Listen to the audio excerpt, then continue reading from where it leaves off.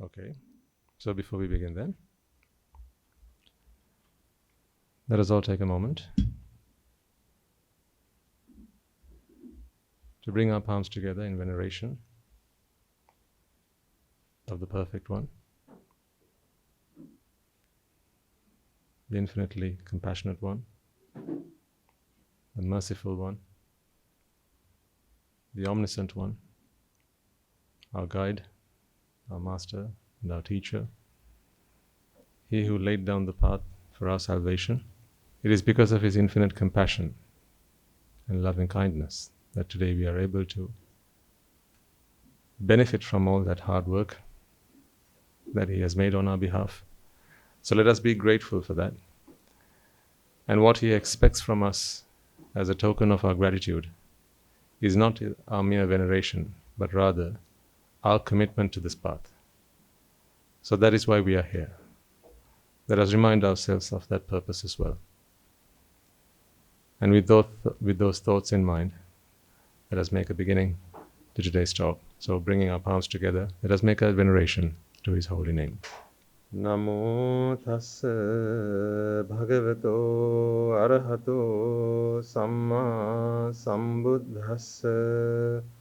Namo tassa bhagavato arahato samma sambuddhassa. Namo tassa bhagavato arahato samma sambuddhassa. Merit is such a funny thing.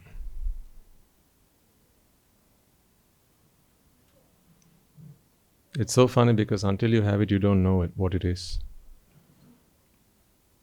A lot of people think that they're meritorious. They think they have a lot of merits. But it is out of merits one actually understands what real merits are and what merits are needed for. Just think about this for a moment. I think most of us, if not all of us, would have lived reasonably good lives, reasonably comfortable lives. We've come, all of us, from many walks of life to be able to speak on our behalf and speak on behalf of those journeys that you took getting here. But whatever you were doing back then, whatever enterprise you were engaged in, whatever profession you were involved in, whatever role you played in society, at home, at the workplace, at school, in society, as many people do today, and I'm talking about a point in time before you're coming across of the Dhamma in your own lay lives, as many people do today, you would have felt that you were very fortunate, that you were very lucky. Yes, there would have been times, problems would have come and gone. They would have always had the ups and downs in life. Who doesn't? But despite all that, I'm sure if you take a moment to remind yourselves, just reflect on that past, not so distant past for most, you may have thought to yourselves, how fortunate I am, how lucky I am. And often, we are reminded and we are taught to think about life in this way, to take a positive approach to life, right? If you listen to someone giving a positive thinking speech or read a book on positivity, often they talk about, contemplate on how lucky you are, how fortunate you are, because no matter what problems you're in, there is always someone who's going to be in a much deeper problem, a much more worse situation than you are. They're going to be in a much bigger problem than you are. So in those moments where they would have reminded you of this, you would have thought to yourself, see how fortunate I am. Let's say, for instance, you had some financial problems, some point in your life, maybe 10 years back, 20 years back, okay? And in those days, you were trying to find the means to get what you wanted, whatever that would have been. Right? Maybe you wanted to buy a house, or maybe build a house, as is often done in this part of the world. Or maybe you wanted to buy a car. Maybe you wanted to send your children to the best schools you could afford. Maybe you wanted to travel. Maybe you wanted to migrate. And then you needed something, you needed the money to be able to do that. So as you were running around trying to find the funds to get this done, it turned out to be a real struggle. Maybe you went to the bank manager to try and get a loan. Maybe you went and asked your friends to borrow some money. And then there would have been times where you felt exhausted. Going there, here, everywhere, trying to get people to give me what I want, but it's just not happening. And then there would have been days where you just felt very exhausted and just you felt like on the verge of giving up. And then someone would have come along and said, hey, why are you looking at the negative side? Just look at the bright side of things. Right? Yes, of course, you don't have the means to get what you want right now, but think about all those people out there who don't even have a penny. People who don't have half the things that you have. Remember? There would have been friends who would have been there behind you, either side of you, with you, reminding you, be glad, be grateful that you have a lot. Although right now you're focusing on what you don't have. I'm talking about back then. Yeah. Although right now you're focusing on what you don't have. Think about all the things you have. And then when you do so, you will realize how fortunate you are. Have you all experienced this? Yeah, we all have had these times in our lives. So in those moments, we reminded ourselves, yeah, actually, you know what? I am lucky, aren't I? I am quite fortunate. And then we felt that was what good luck was all about. We felt that was what being fortunate was all about. There are always those who don't have. They would have reminded you, think about the wars that are going on around the world. Think about all the children who don't have, a square meal to feed themselves with. Think about the people who are dying of cancer. Right? Compared to them, what is it you don't have? They would have asked you to try and cheer you up. To try and get you to focus on the positive, whatever the positive was back then. Because there were lots of negatives going on in your life and you were so focused on that, and someone said, no, don't worry about that. Think about the positive side. So they tried to cheer you up. Good. All good. But my point here is, in those moments, when you took stock of what you actually had and then stopped thinking about what you didn't have, you began to think that actually they've got a point. I am fortunate, aren't I? I am very lucky.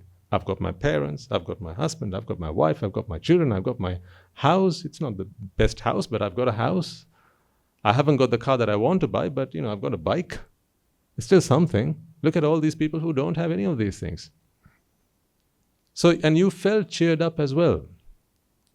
And in those moments, perhaps you began to think, I am fortunate, aren't I? I am quite lucky. I am the lucky one, the fortunate one. So perhaps you felt that way. But compare that to where you are now. If you compare that, in those situations, how you felt back then to where you are now, don't you think we're going to have to redefine what being fortunate is altogether? Do you think that was lucky compared to this? Do you think that was what fortunate was, being fortunate, compared to this? So then, if you felt that those things you had back then was because of merits, then what do you have this for? What is it that has brought this about? If that was merits, right? If getting to go to America was thanks to your merits, then what about getting to go to Nibbana?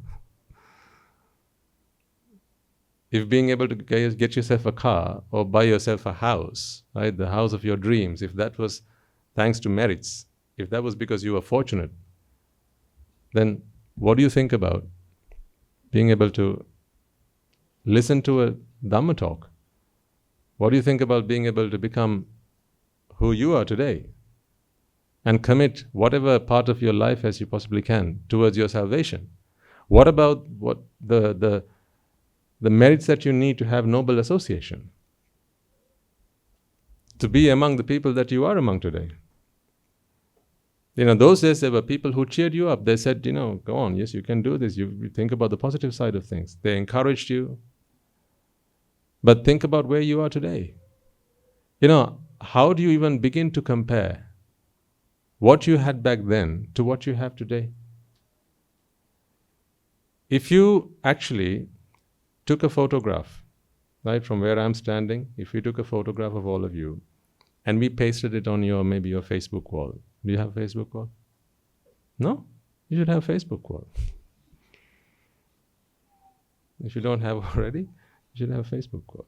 Yes? So if you put a picture of all of you on your Facebook,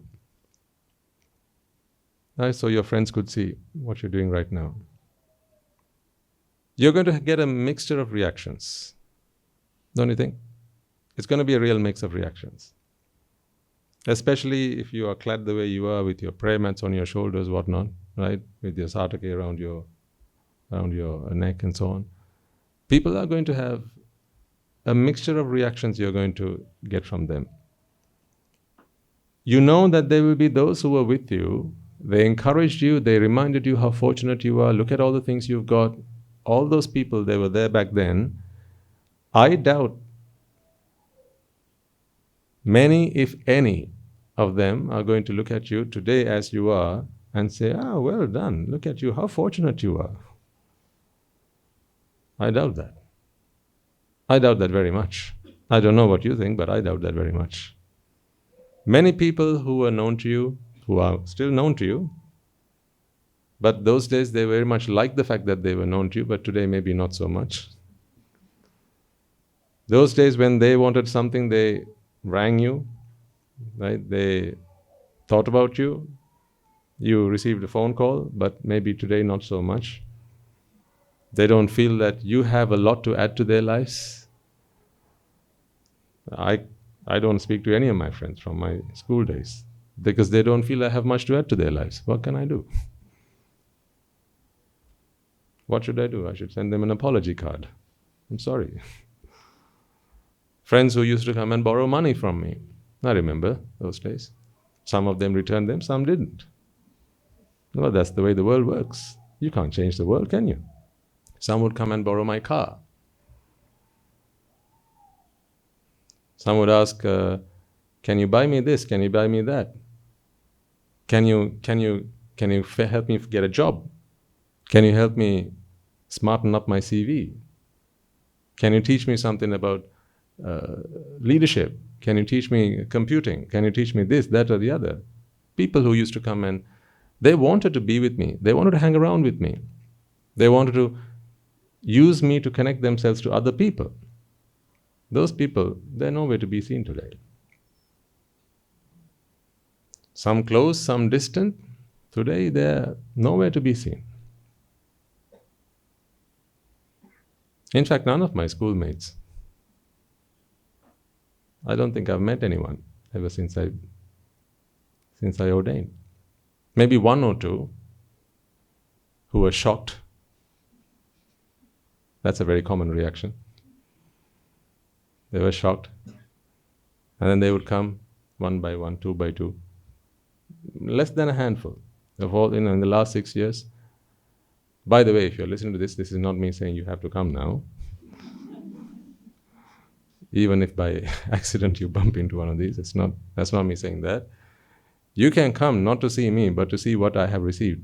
You can come to see not me, but what I have seen. That's what you should come here for. Isn't it? Don't come here to see me. Come here to see what I have seen. So, I think a handful of my school friends, none of my colleagues,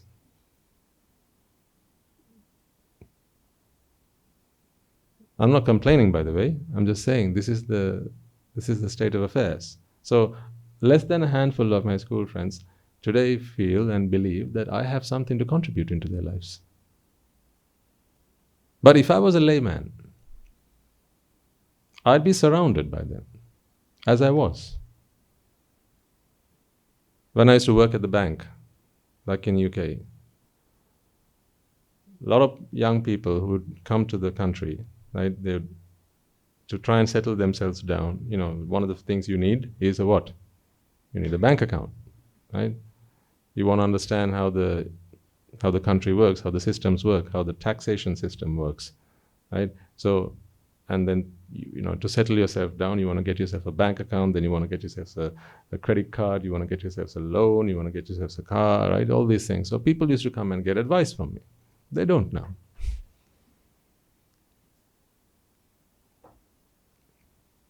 Yeah, every other day I'd meet someone and they would come and ask me, how do you do this? How do you do that? See, the people who wanted answers to life's riddles, they would come and ask me for advice. But I don't know, maybe I don't have those answers anymore. They don't come to me now. I'm friendless. It's ironical, is it not? Don't you think so? See, when did we get to know each other? I ask you.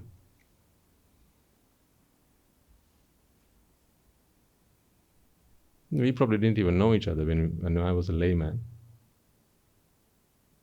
These friendships formed after my becoming a monk. But those friendships formed from when I was at school. People who used to associate with me very closely, today I don't know where they are. They don't want to know where I am. They probably know where I am, but they don't want to come close. They don't want to, because they feel I might threaten their very existence. They feel that I'm a force of destruction. So they are not, where is the merit, I ask you? I remember very well when I used to know how to make money.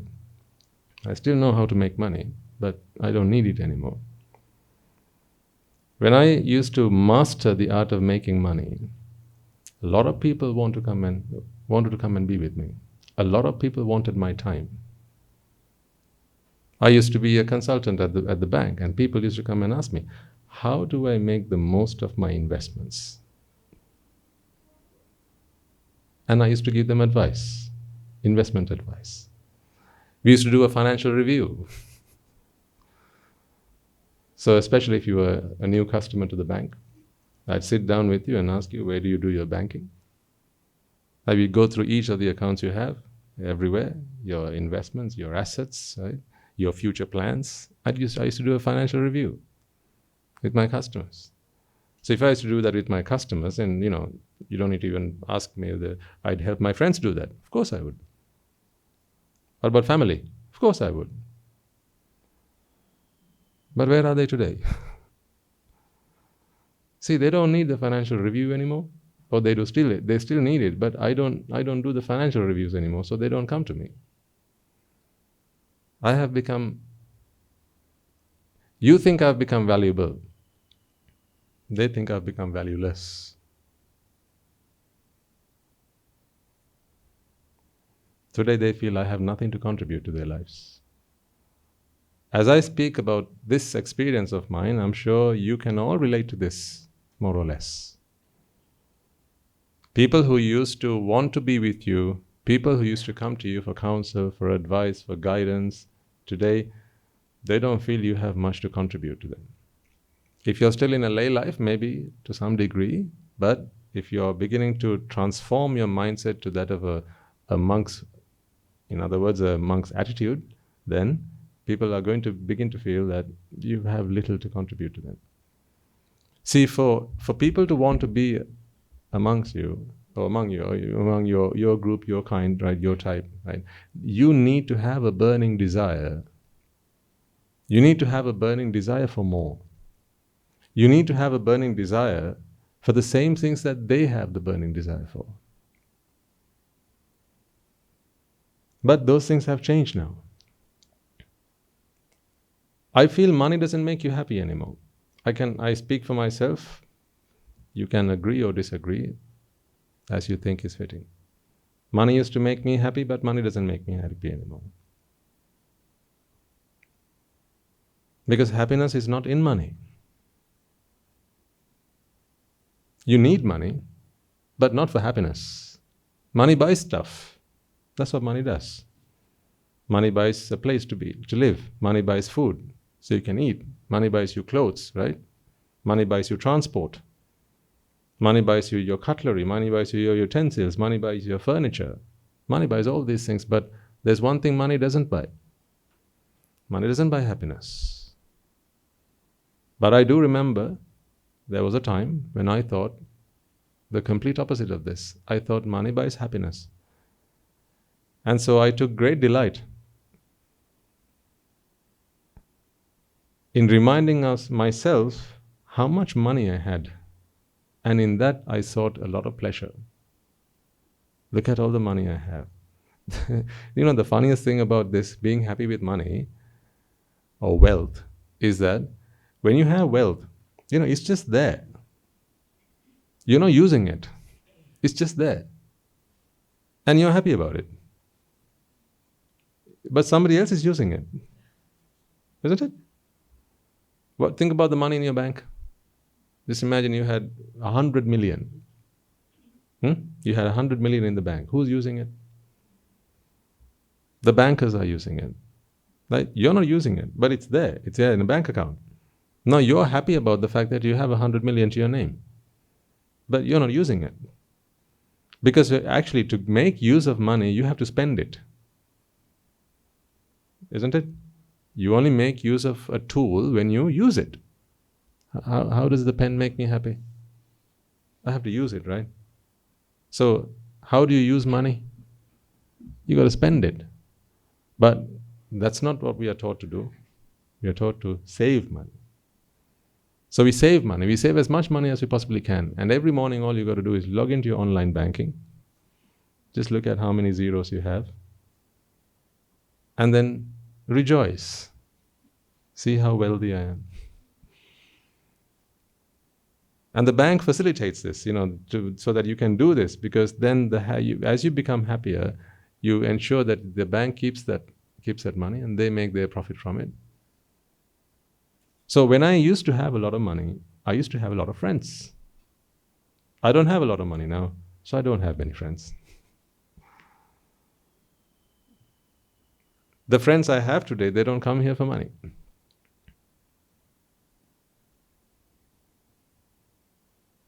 See how much life has changed. You will be going through some of these transformations. But I used to think that having those things I used to have back then, I was very fortunate. I remember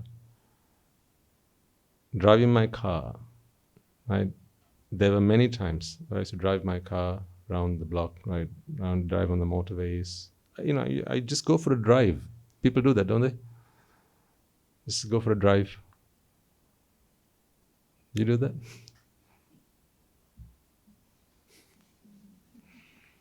It's okay, sometimes I ask a question and look away so you can answer. I used to go for drives. Navigating traffic. Stopping at the traffic lights.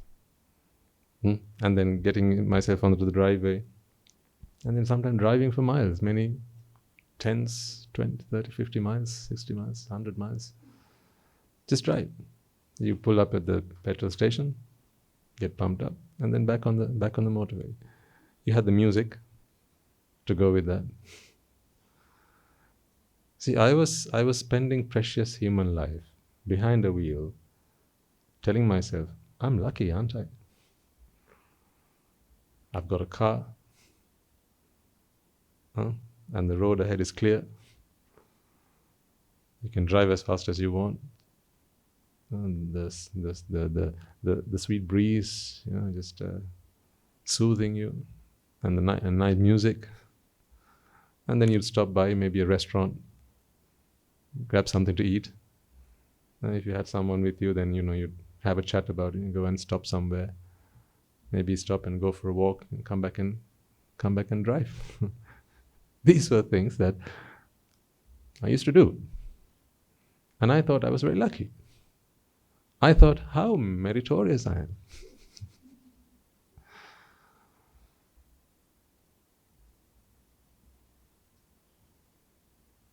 I remember walking into my house, opening the door, walking in, and then there was the nice soft carpets and the nice new freshly painted walls, and a lovely living room, and all the furniture there, matching everything very nice, very, very smart. Right? I used to think to myself, look at this, how fortunate I am. I have a nice house. I had a nice car, and I thought, how lucky I am, how fortunate, how meritorious I am. Nice house, and I thought, how meritorious I am. Look at the bank account, how meritorious I am. Ring a bell? Yes? See, that's why I say you need merits to understand what real merits are. I had this amount of merits back then, so I thought that was being meritable. That was being meritorious. Today, I have none of that. And I realize how meritorious I am. But I have none of those things.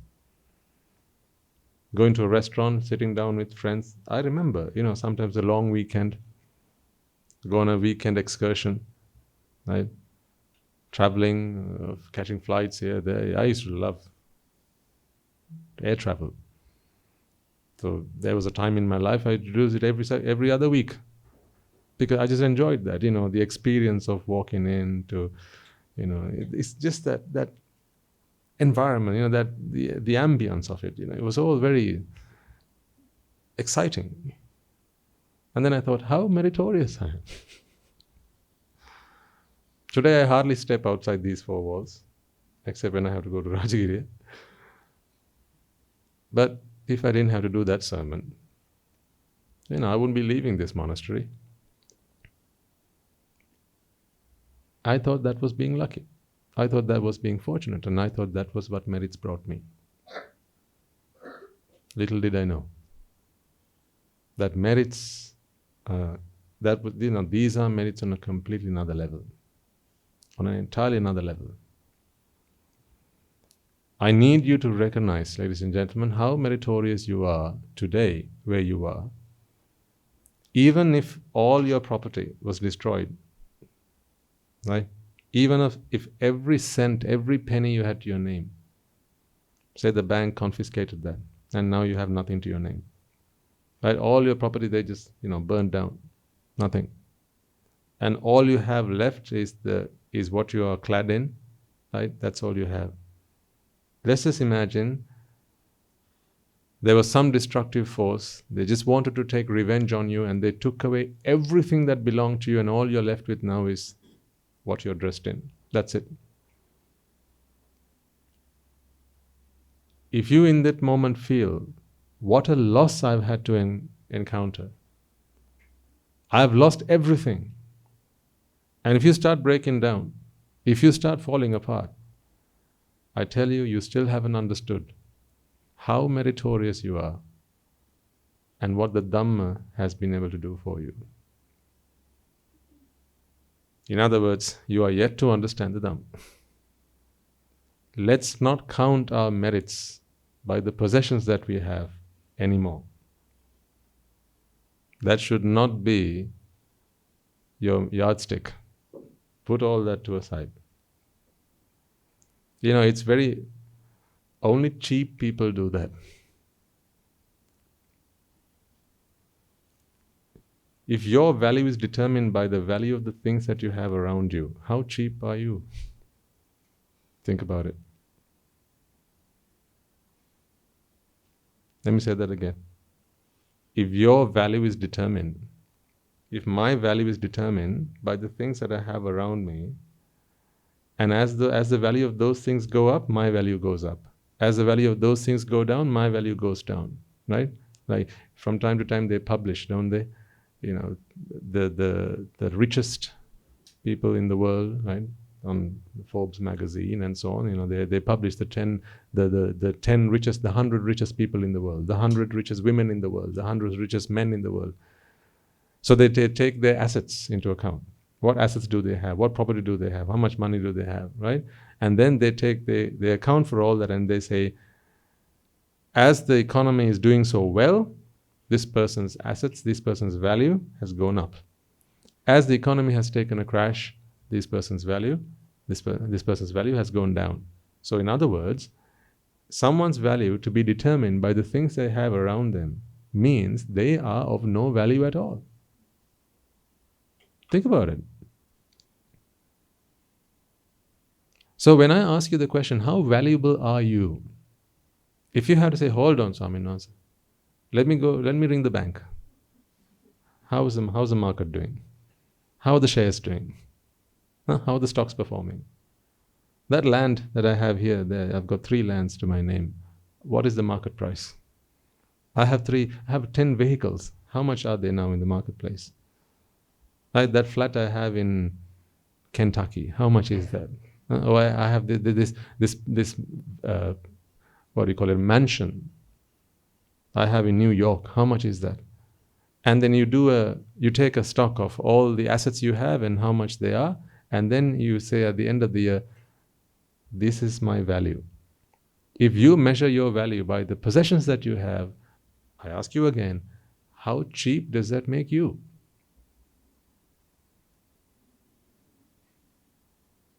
You know how sometimes, have you not seen people who like to be seen with other people?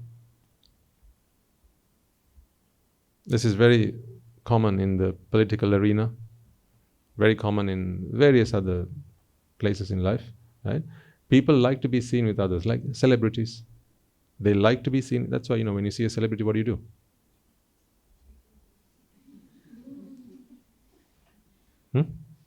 Yeah? Yes. And then that goes on your Facebook wall. Why do you do that? Do you do that with a random person on the street? Do you do that with a beggar? They hear someone, this is known to be the poorest man in town. Do you do that with him or her? You don't do that. So when you come across someone who you feel that people ascribe a lot of value to them, people accept them as being very valuable people, what you do then is, I say you, I'm not really talking about you, I know you don't do this stuff, but generally people, okay? So when I say you, just take the good stuff. You're kind, you're gentle, you're very compassionate. Yep, that's me. Right? But when I start saying about, why do you do this, ladies and gentlemen? Why are you wasting your valuable human life? That's not you. It's everybody else, okay? So, when people stand by the side of a rich man, right, a popular person, and take pictures and then post them on social media or whatnot. See, what are they doing? Think about this. They believe that their value has just gone up because now they're associating someone who is very valuable.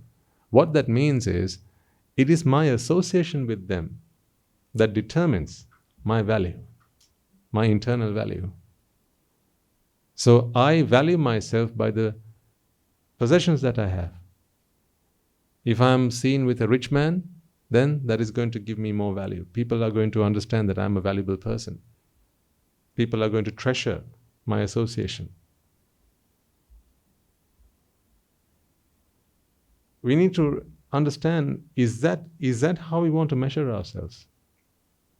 If the watch that you wear on your wrist is what determines what your value is, then how cheap does that make you?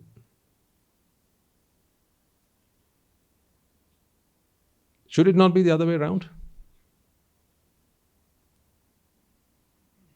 Take the great people who have come and gone. Right, let's just say, Angulimala Maharaj, Rahatan Mahansa. Is he valuable because of the robe he wore? Or is his robe valuable because he wore it? Which way around do you think it is? It's the second way around, isn't it?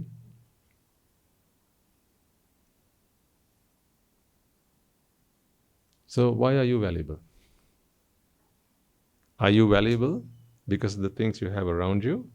Or are they valuable because it is you who has them? I want you to start thinking about this. How do you define your value? How do you determine your value? If you feel you're a valuable person, what determines that? It'll be different for each and every one of you. When you feel, I'm talking about your own introspection. When you just ignoring everyone else in this world, like I used to do. Remember I said I used to drive in my car, think to myself, wow, I got a nice car. I can go places, I can do what I like. I remember walking into my office, right? Glass walls, right? Very fancy furniture, right? And it was the city lifestyle, right? So I remember sitting in my chair and swiveling around in it, thinking to myself, how fortunate I am. I was deciding my value, I was determining my value by the things I had around me, wasn't I? When there were times in my life where I thought, I'm very educated. Look at all the degrees I have, look at all the certificates I have, look at all the accomplishments I have made. Again, I was determining my value by the things I had around me, the things that I had earned for myself. How cheap does that make me?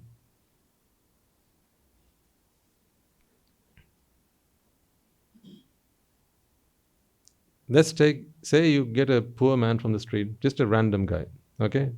The poorest man you can find on the street, you'd call them a beggar, right? Bring them home, not home, but bring them, and they're very scruffy, right? You give them a wash, you dress them up, smarten them up, and then you give them the best. You give them a shirt, a nice shirt, a nice pair of trousers, right? You give them a tie, a suit, boots, right? So you give them a nice briefcase, give them a nice watch, give them a nice smartphone, right? And say maybe even give them a car with a chauffeur, right? Now, how valuable is that man? Previously, he was worth nothing. He was just a beggar. Now, how valuable is he? It's still the same. But if you now take stock of what his assets are, and you say, right, all these things I've given you, they're yours. Okay, now he feels, does he not, that he has become much more valuable than what he was? He would tell you, I used to be a beggar. I had nothing to my name, but now look at me.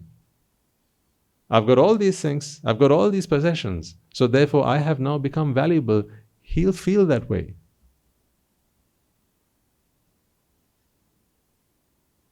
We want to feel that way? He'll feel that way. How do you feel about yourself? You're saying that's how a beggar feels because he's earned all that? Not actually he's earned all that, but he's just got them. Yes, it was his merits. Yeah, without his merits, he would not have received them. He would still be a beggar. He'd still be scruffy.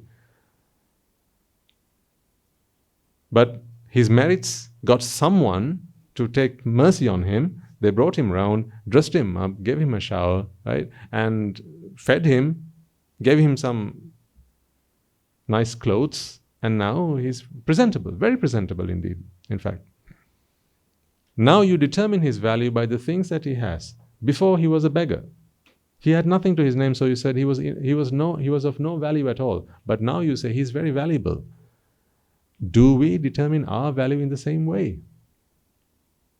Do you want to be that kind of person? So then don't be so cheap. Don't ever let yourself feel that my value is determined by the things I have around me. But for people who believe that value is an intrinsic characteristic of the objects around them, they can't help feeling that way. If when I ask you this question, ladies and gentlemen, what is your value? You start thinking immediately about all the things that you have, your possessions. Right? If you start thinking about maybe even your children and where they are in society today. Some parents, this is how they take solace. Right? Some parents, they live happily because they keep reminding themselves, my children. Yes, I wasn't able to do much for myself, but I sacrificed my life bringing my children up well. I've taught them, I've helped them become good people, and now they're in a good place somewhere. They're serving the world, they're doing very good jobs in very high places in society. So therefore, I'm a valuable mother. Again, how cheap does that make you? I'm a valuable father because of where I've been able to bring my children, to where I've been able to take my children. How cheap does that make you? Whenever we determine our value by the things that we have around us, remember, these possessions that you have are not really yours. We've understood that some way, haven't we, already? You understand that there is nothing in this world that belongs to anyone. It's only a perception, isn't it? What is the pen made for? To write, and not to own. But you can't help perceiving that the pen is yours if you paid money for it, and then the shopkeeper decided that they were happy to let go of it. And so you collected it and you came home. And now you think the pen is yours. If it is merely a perception you have, and based on that you think, say, this pen, let's say in the marketplace,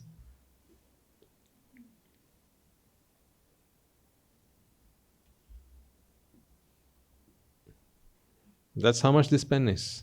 It's made of pure gold, let's say, and there's a diamond crust. Okay? Made of pure gold. Without this in your possession,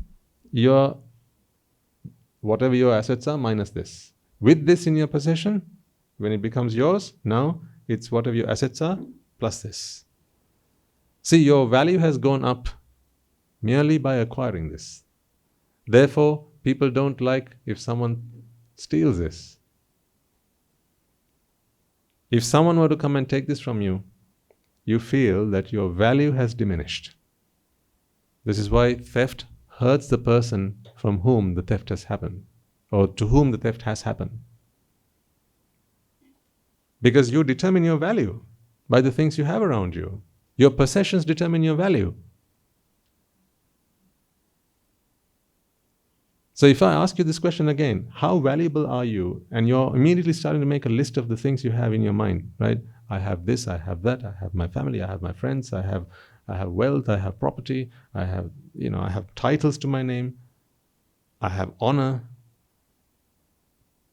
Let's take a moment to recognize and realize that these are all not things you have, but things you think you have.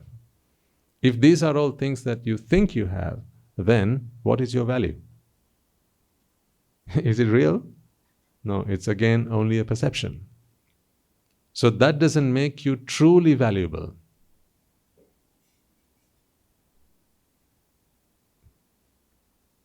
Your value then becomes subjective. Then people get to decide, others get to decide how valuable you are. When economies go through various shifts and turns from time to time, some people, when they have the money in the bank, but they're not worth anything anymore, and they go commit suicide. I remember when the financial crisis hit back in 2008, somewhere around that time.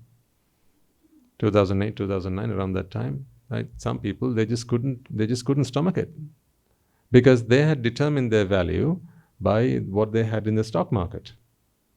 Now, the stock market is a fantastic example of this, because things go up and down all the time, right? So one day, you're the richest man alive. The next day, you're worth nothing.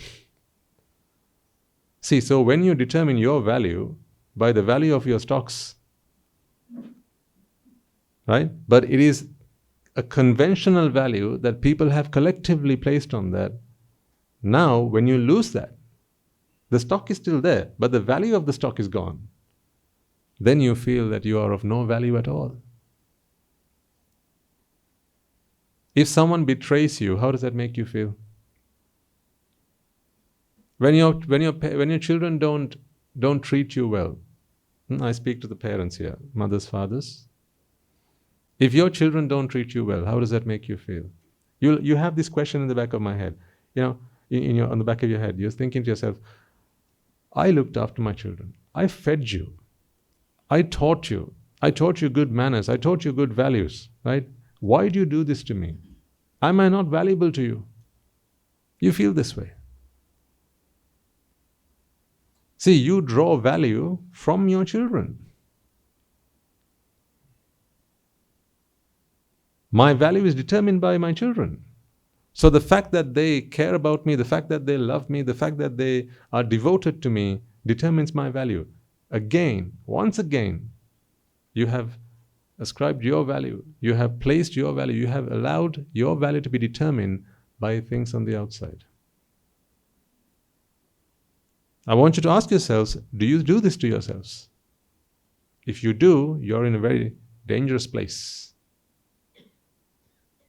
What the Dhamma helps you understand, ladies and gentlemen, is it is not those things that make you valuable. When your value comes from within, you're not just valuable, you become invaluable.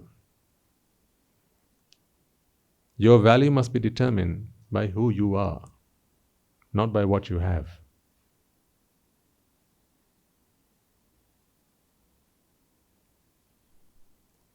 How close are you to real happiness? That is what should determine your value.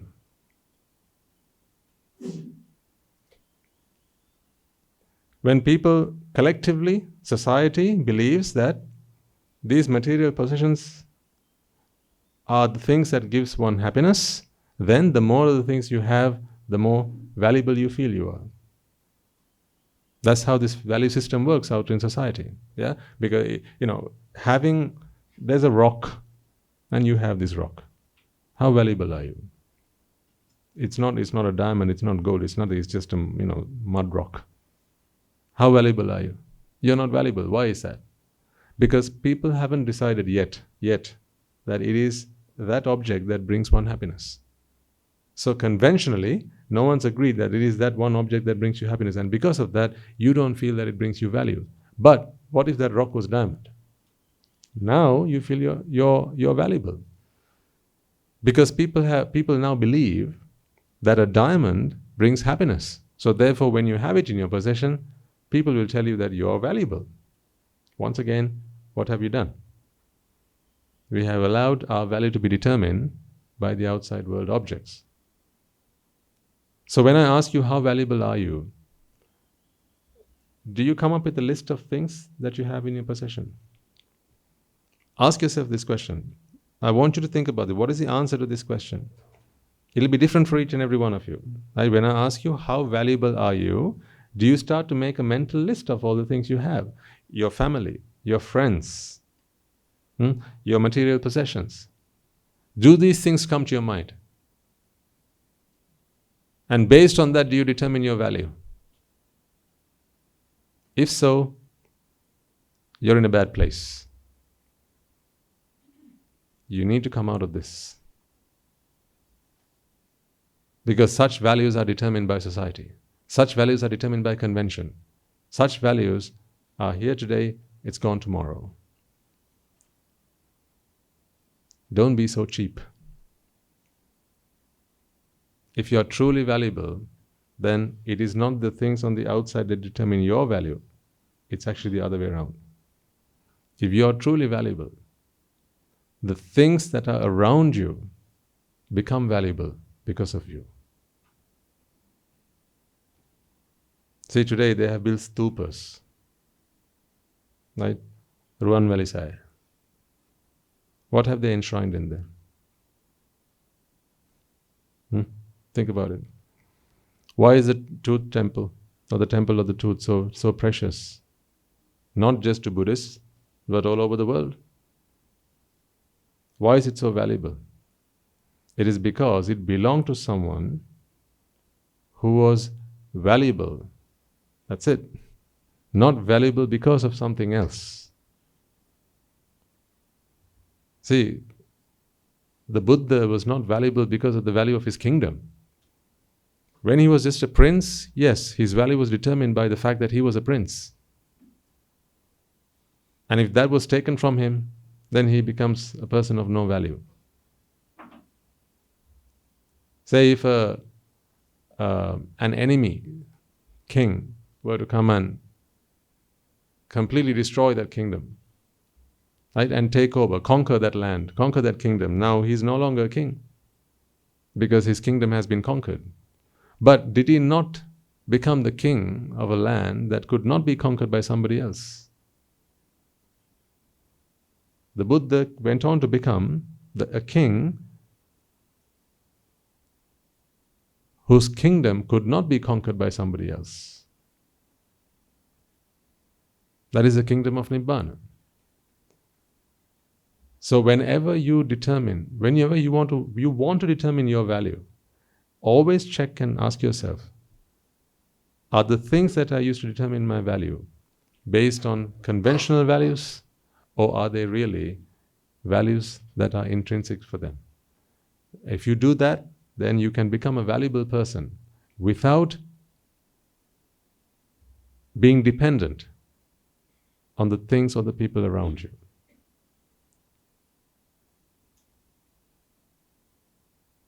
Become valuable. Become invaluable. The closer you are to happiness, the more valuable you are. An arahant's value is not determined by his robe.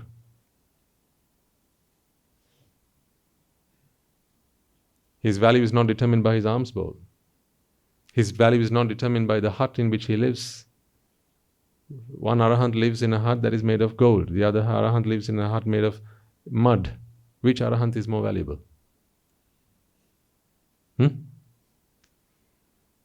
You'll tell me, Swaminatha, it makes no difference because they're arahants.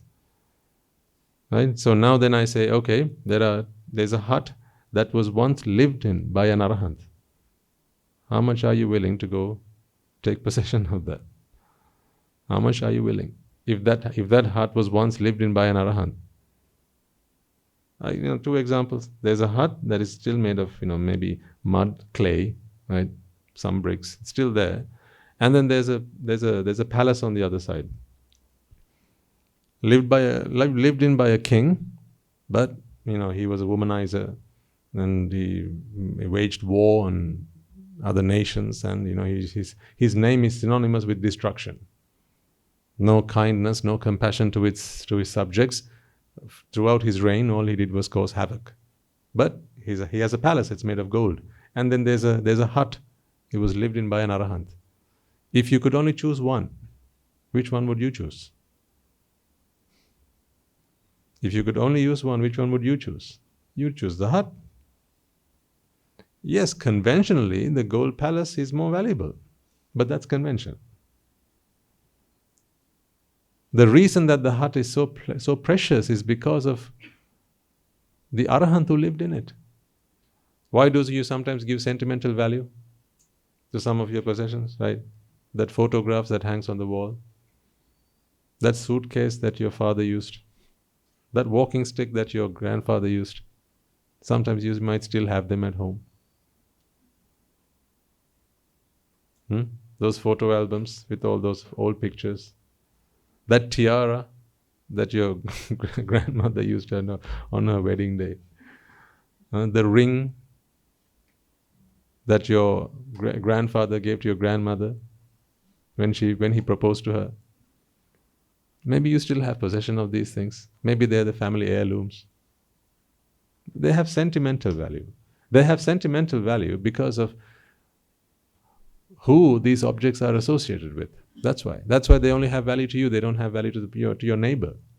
They have no value to them.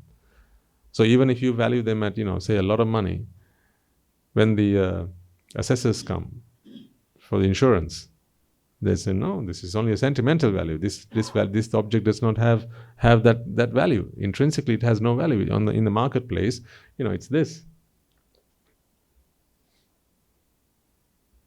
But this value you give it because of your association. Someone you're known to you, someone you love was associated with it. That's why you give that value.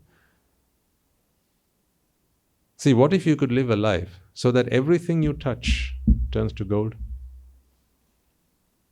Wouldn't that be nice?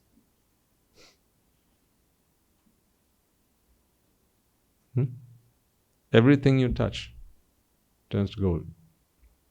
What do I mean by this? How can everything you touch turn to gold? It can. What this means is, these things can become valuable because it was you who used them. When you go to a museum is full of just day-to-day objects, material, just plain old stuff. But your cup is not, your alms bowl, you don't have alms bowls, your plate is not going to end up in a museum. But King Rajasingha, his plate is there in the museum. I don't know if it is, but it should be, if it's not. Why? Because he was King Rajasingha, that's why. Your shoes are not going to end up in the museum, are they? No, they'll end up in the dump. But if you are Mahatma Gandhi, now your chappal will end up where? In the museum. Why? It's not because of the value of the actual object. It's because of who it was associated with. You see how everything they touch has turned to gold? Their price, their value now exceeds the price of gold. Now how about if you can live a life whereby everything you touch turns into gold? How do you do that? The fairy tales tell you that there were people in the past, who had these fairy tales. Yeah, everything they touch turns to gold. You got to live your life like that. Become a valuable person. When you become the valuable person, now the things that you associate, they become valuable. I don't want it to be the other way around for you. That's what I'm trying to say. Don't it ever be the other way around. My friends used to associate me back then because of the material things I had, and the material knowledge that I had about the world. That's why they associated me. Today, I don't have any of those things, and they don't see value in me. But unfortunately, if they did, how much I could help them, how much I could help heal them. But I can't do any of those things anymore because they don't see value in me. But you do. That's why you come here. Because you want very different things to what they wanted back then. So how does one live a life so that when you are gone, actually it doesn't have to be when you're gone. How do you live a life so that everything you touch turns into gold? By becoming a valuable person. And how do you become a valuable person? You become a valuable person by helping others become valuable people. And what is value in this world? What is unconditional value? These objects have a value, but they're all conditional values. Therefore, they go up and they come down. They go up in value, they go down, they come back down in value. But unconditional value is unconditional. Therefore, there are no conditions that determine that value. And how do you define that value? So if something is unconditionally valuable, then it has to be something unconditional, mustn't it? What is the only unconditional thing?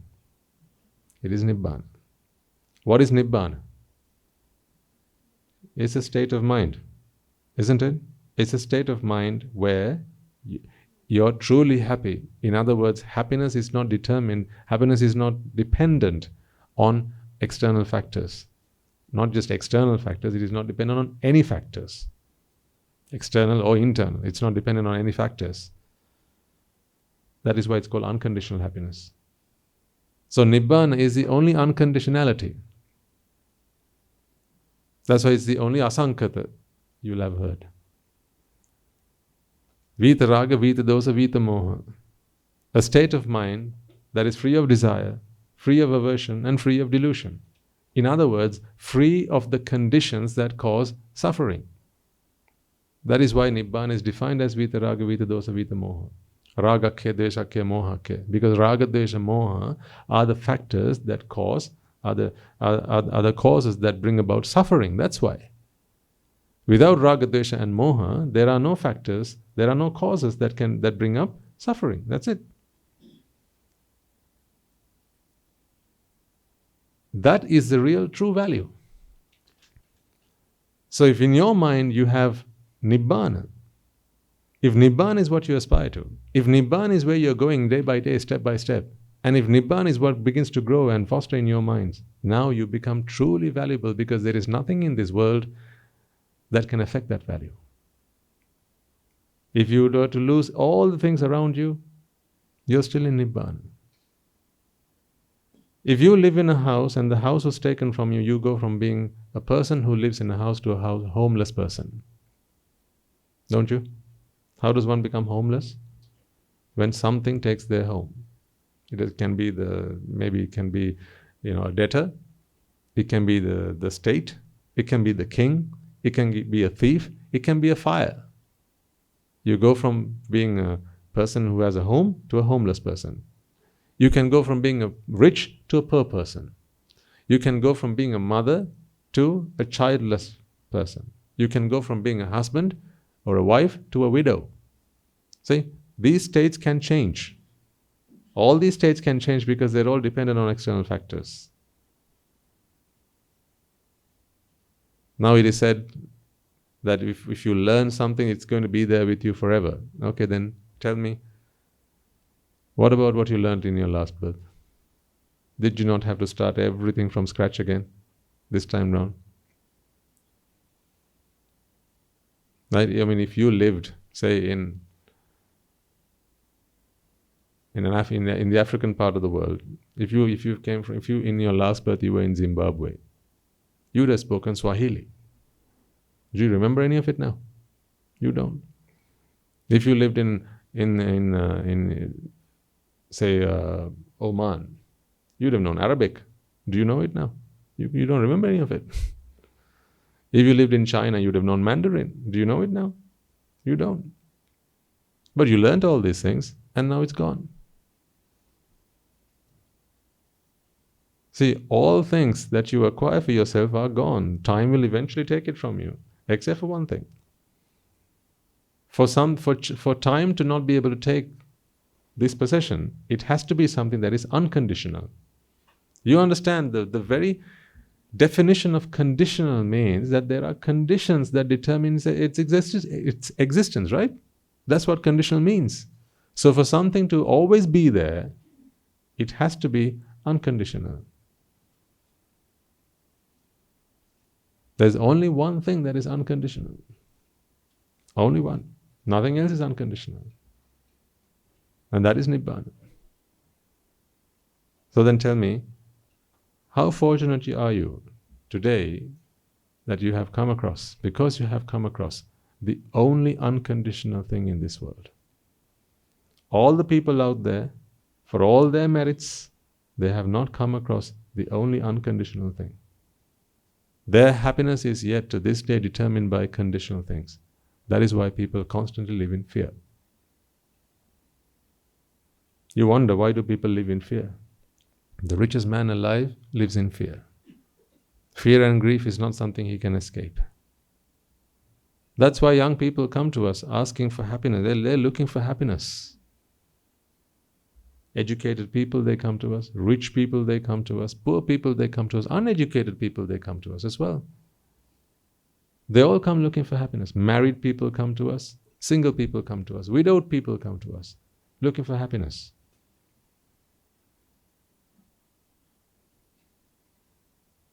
People from all walks of life come to us looking for happiness.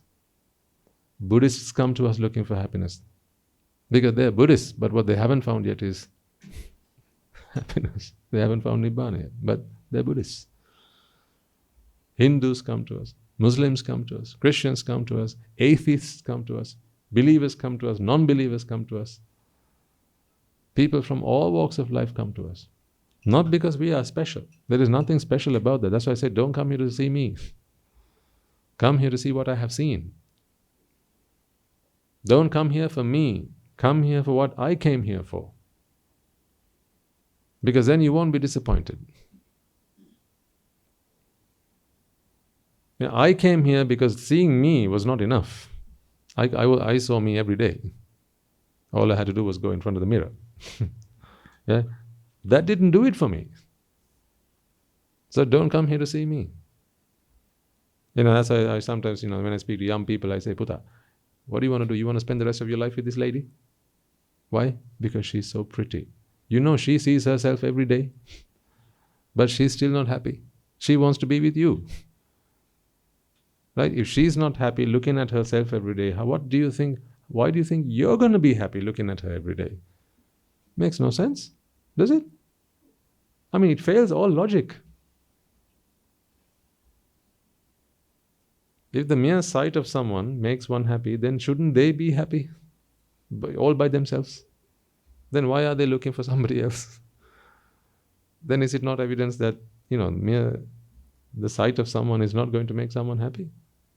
The very fact that they're looking for someone to be with is proof that beauty is only in the mind.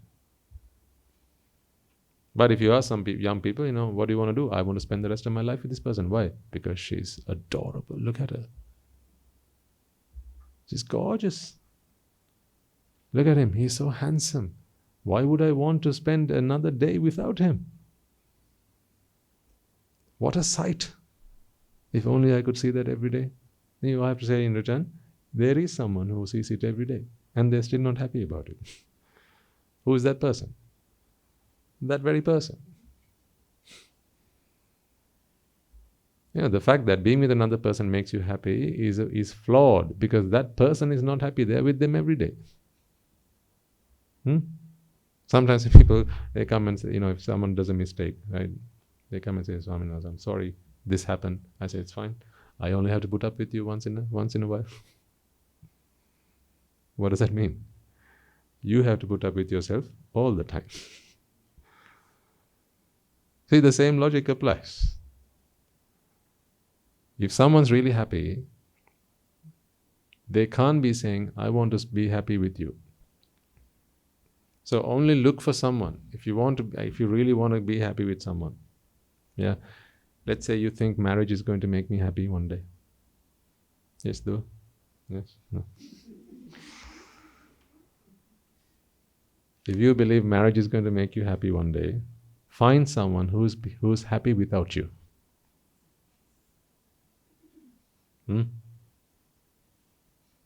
Understood that? Do you agree? Yes. Find someone who's happy without you.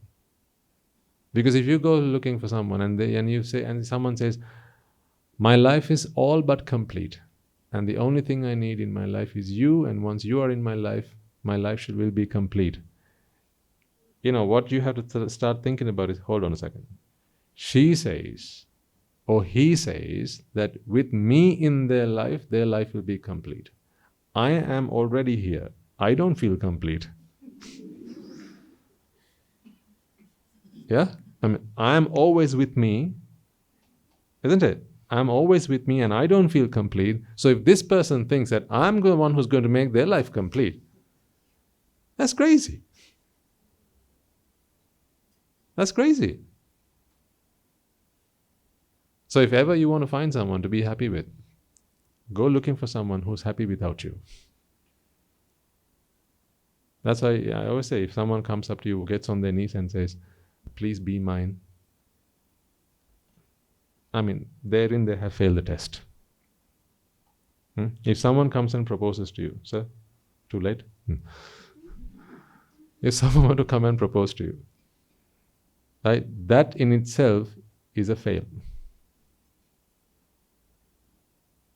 Don't you agree, ladies and gentlemen? If someone comes and proposes to you, please be mine, I want you to be mine, the very fact that they're proposing to you means they have failed the test. Why? They're not happy. So how can you think that they are going to make me happy when they are not happy with themselves? I don't know, I think when people, their emotions start taking over, their brain locks down and they can't think, all logic, rhyme, reason, they go out the window. But it all comes back later when it's too late. Isn't it? You take action in haste and regret at leisure. This is good advice for young people. For the not so young people, it's too little, too late.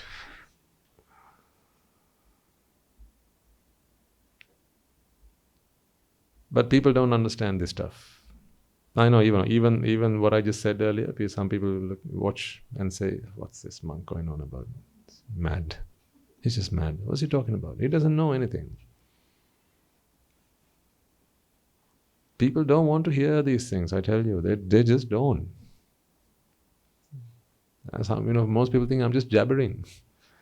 Just going on about, life, what's the meaning of this human life, make more value of use of it, and pleasure is not in the outside world. 99% of people in this world will think that I'm the one who's gone mad. They do. And it's not just people I don't know, even people I do know. My friends will think I've gone mad.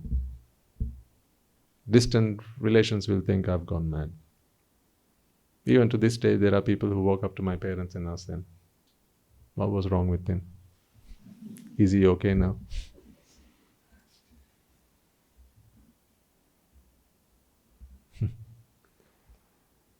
And still, they're the ones who live in fear. I mean, come on. They're the ones who grieve. Come on. They're the ones who get angry all the time. They're the ones who are crying all the time. They're the ones who don't have a peaceful night's sleep. And they think I've gone mad. Sometimes, young children, they come up to me and say, Swaminathan, I want to go ordain. I want to become an anagarik. Let's just say, put all that to aside. I just want to come and spend my life here. Put ordaining to aside, anagarik or whatever, put all that to aside. I just want to be among people like this. People who have discovered true happiness. People who have discovered unconditional happiness. It seems like, there's nothing in this world that upsets you. And I'm seeing a bunch of people like that. They come here every Saturday, they come here on Sundays, they come once a week. And there are some people here, anagarikas and anagarikas, monks, there's nothing seems to bother them. How do you get to that state of mind? So we say, yeah, just come and spend some time with us and we'll teach you how. So sometimes they spend 1 week, 2 weeks, a few weeks, and then their parents start saying, come. Enough. So, then I say, well, I'm afraid, if your parents are asking you to come, then you have to go, because we can't keep you against your parents' wishes. So then they go back sometimes, or the parents come around, and they start to ask their parents this question, which I feel, as parents, ladies and gentlemen, I feel if you can't answer this question by yourself, on behalf of your children, then let them go find the answer. You promised them. When they were born, you promised them, I will teach you how to be happy. As responsible parents, we feed them, we clothe them, we educate them, but that is not what people have come into this world for. They've come here for happiness. Right? So they ask their parents this question. Dad, you want me to come back home, right? Why? So the dad says, I want you to come back home because without you, my life is incomplete. Without you, I don't feel happy. I don't feel content. My peace of mind is gone. My happiness depends on you. So I need you in my life. You got to be back. Sometimes they don't say the truth, but other times they do. Sometimes they'll say all sorts of other things, like, what about your education? I mean, we teach young people here. So nothing's going to happen with education. Right? But sometimes they'll say, sometimes they'll be honest and they'll say, Putta, because I need you at home. Right? I'm your father, I love you, and I can't imagine a life without you. Sometimes they'll say, Mother is going to get a heart attack, you better come home soon. Mother's pressure has gone up, you better come home soon. Right? So in these situations, I've seen some children, they go and ask their parents, Dad, teach me how to be happy without someone else in my life. Now, of course, the dad can't do this, because if he could, he wouldn't be asking the child to come back home, would he? So the dad doesn't know the answer. The mother doesn't know the answer. So now the child asks again, what if? Because then the parents complain, you're just so adamant, you don't want to listen, you're so stubborn. Why do you always do what you want to do? Why can't you do what I want to do? What I want you to do, right? Be obedient for once. And the child says, okay, let's just say I am obedient. I listen to what you want me to do, and I do exactly what you want. What if one day my children become disobedient and they become stubborn and they leave home against my wish? How then do I make my mind up? Teach me, and I will stay. Because this is a trap. This is a pit that you're bound to fall into one day, right? Because you see, it's happening now, so it will happen again with the next generation. It could happen again with the next generation. So teach me how to be happy without my children, and I will be with you. I'm talking about a very recent experience. A young man who came and he was with us for some time, but his parents wanted him back. He loved this place. He loved all of you, just being around you. Very seldom could he speak to me. Yes, he came here for the sermons. He came here after having listened to the sermons. I always tell this to everyone. All our people, you are all as well. They come because they listen to the sermon, but they don't stay because of the sermons. They're very different things. They come here because of that voice, but they don't stay here because of that voice. They stay here because they feel at home. They feel they are among family. And that's not one person doing that. How can one person be family to 400? It is the community that keeps people here.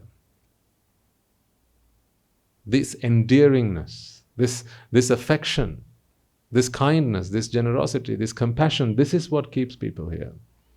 So they come here for the voice. Because there's only one voice you listen to online. Listen to a sermon, you feel, wow, this is what I want in my life. My life is going to change because I realize that true happiness is not in material possessions. It's not in the relationships I have with others. I want unconditional happiness, happiness that cannot be taken from me. So then they come here. But they can't stay here just because of one voice. Because how often do people get to meet Guru Handro, for instance? How often do people get to meet me? Hardly at all. So our most recent arrival, I think I met, he was here for 6 months or so. No, sorry, 3 months, something like that. But I only got to talk to him about maybe on 3 occasions. The rest of the time, he was with everybody else.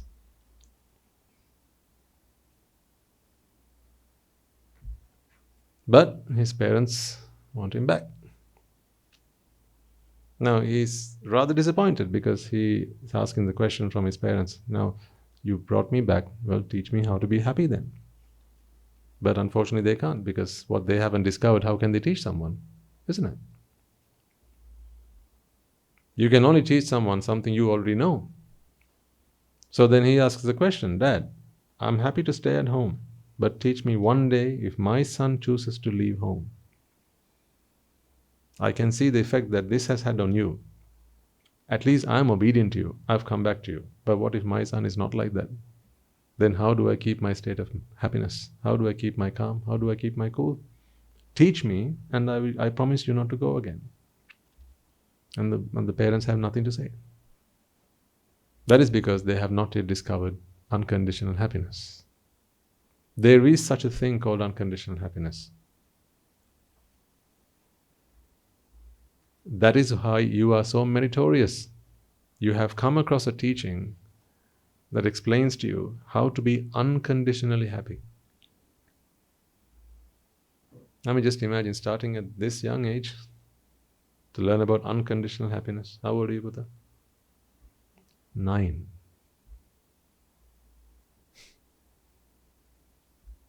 How old are you, though? 8. At 8 years old, they have begun to learn the truth of unconditional happiness. When did you come across that, sir?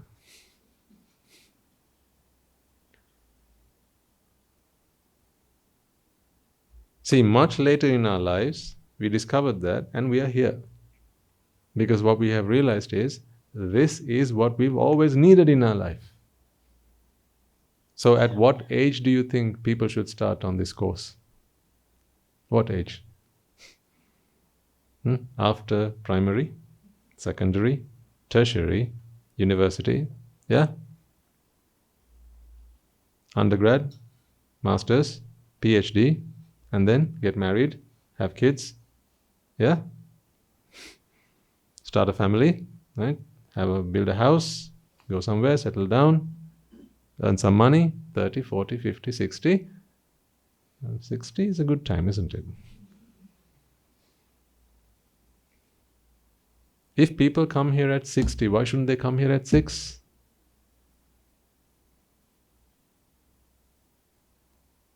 I mean, why do we have to make so many mistakes before we start correcting our lives? How far down the wrong track do we need to go to realize this is the wrong track? Children like this, they have the intelligence and the good merits to recognize what we only recognize maybe 20 years, 30 years into our lives. That there is such a thing called unconditional happiness. But it took us, I think we can all agree, a long time in our lives trying out various different things to actually come across the fact that none of these things make me happy, because all this happiness is conditional. It is not true happiness. So therefore, my happiness is determined by external objects. My happiness is determined by external people.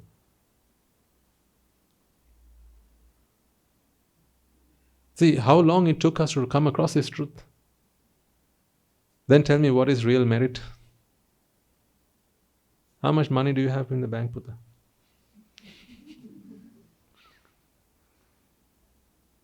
He probably doesn't even have a bank account. Are you meritorious, or do you think he is meritorious?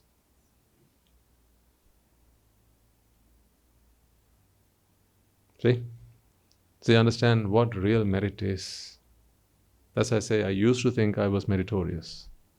I used to think that I was very fortunate. Driving in my car, driving down, downtown and looking around and, thinking to myself, I'm in the UK now, I'm where people go to make dreams happen, right? I thought I was meritorious. And look where I am back again. Back where I started. I've just gone full circle. But all those milestones that I have to cross to come back here, some will say, well, shouldn't you go through that experience before you learn that this is the truth? Well, then why do you look either side of the road before you cross? Don't. Learn from the experience. Huh? Isn't it? That is why we have teachers. Yeah? So then don't use the light bulb you have at home. Invent it. Start from scratch. Start with a candle. And then realize the candle runs out. And then don't use the light bulbs you have at home. Then discover it for yourself. All again. Go reinvent the wheel. We are fortunate because there are those who have traveled this path before us. This young child here, this doer is very fortunate because there are so many people around them, to tell them that path we used to take was not the right path. It didn't make us happy. It left us in fear, it left us in grief. So that path was not the right path in life. That is why I'm here today, is what you're actually speaking out, but silently. Each and every one of your presence here is confirmation, is a testimony to the fact that all these paths we took in life were meaningless. We have people who represent all parts of society. Very educated people, well-off people, right? Young people, all parts of society. Very successful people. So if we have representation from all parts of society, and they're all here today under this roof, isn't that evidence then that all those things were to no avail? They were in vain. Yes, you did a lot, but it was much ado about nothing. You did a lot, but didn't achieve a lot. We've come into this world, we do a lot, and then we die, having achieved nothing. But if you can become someone valuable, invaluable, that value is within, then you become invaluable. It is not determined by the things around you. It is not determined by your possessions. It is determined by how close you are to true happiness. That happiness cannot be taken away from you. That is what everyone should aspire to. Aspire to a happiness that cannot be taken from you, that cannot be stolen from you. All your wealth can be taken away from you. That's why you have to safeguard it all the time. That's why it's in a bank, because you can't keep it safe at home. That's why they invented the banks, right? Those days people used to have something, they kept it at home. They had the cattle, but those things, they die. Right? Any gold or any other possessions that people used to have, they put it under the mattress, under their pillows, and into a box. But fire takes it, the water takes some of it, right? Time takes some of it. Thieves take the rest of it. The taxman comes and takes some of it. Everything that you can acquire is taken from you. So your life is just simply a case of, it's like the ocean. Like the ocean, what it does every day is it collects the water from all the streams. All the rivers bring it water. But while the rivers are bringing it water, there's a much more powerful force that's sucking out the water. And that is the sun. So an ocean, to remain an ocean, must constantly keep feeding itself. Because it's, while it's being fed by the streams and the rivers that feed it, the sun is constantly taking what it has. So an ocean, to remain an ocean, must constantly keep feeding itself. Our lives have been like that. They used to be like that. Because of the nature of anicca, whatever came into our lives, they lasted while they could, and then they dispersed. They went back to their original selves, leaving nothing behind. So it becomes a constant rat race. No exit. You have to keep doing something. You have to keep maintaining yourself. I don't know if you understand how exhausting that is. The fact that you can't feel the weight of your head on your shoulders, on your neck, is because you're used to it now. Yeah, have you not seen how in some households, right, some women, housewives, let's just take a simple example, some housewives, from dawn to dusk, all they do is chores at home, right? So from waking up in the morning, they clean the house, wash the dishes, wash the clothes, right? Then they go sweep the house, do the garden, right? Cook for the children, cook for the husband, cook for whoever, right? And they're just working constantly, not a moment's rest. For those people, if once they've done it a few times, this could even be someone who, when they were at home with their family, they're not used to this work. I think a lot of people have these experiences, especially the women. While you were with your family, while you were with your mother and your father, you didn't have to do much of this work.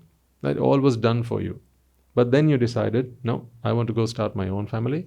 So you left home, right? And then you walked out of paradise. And then now you are now the person who has to do all that. So what your mother used to do, now you have to do. Right? And then in addition to that, you had children, so now you have to do it for all your children, right? See, your life has become, I can relate to this because a lot of Anagarika Mahatmas, they talk about their lives. Sometimes when they come up and they say, Swami, no, I can't believe how much Guru Handru saved me. The life I used to live, right from dawn to dusk, morning to night, my life was constantly like that of a servant, but to no avail.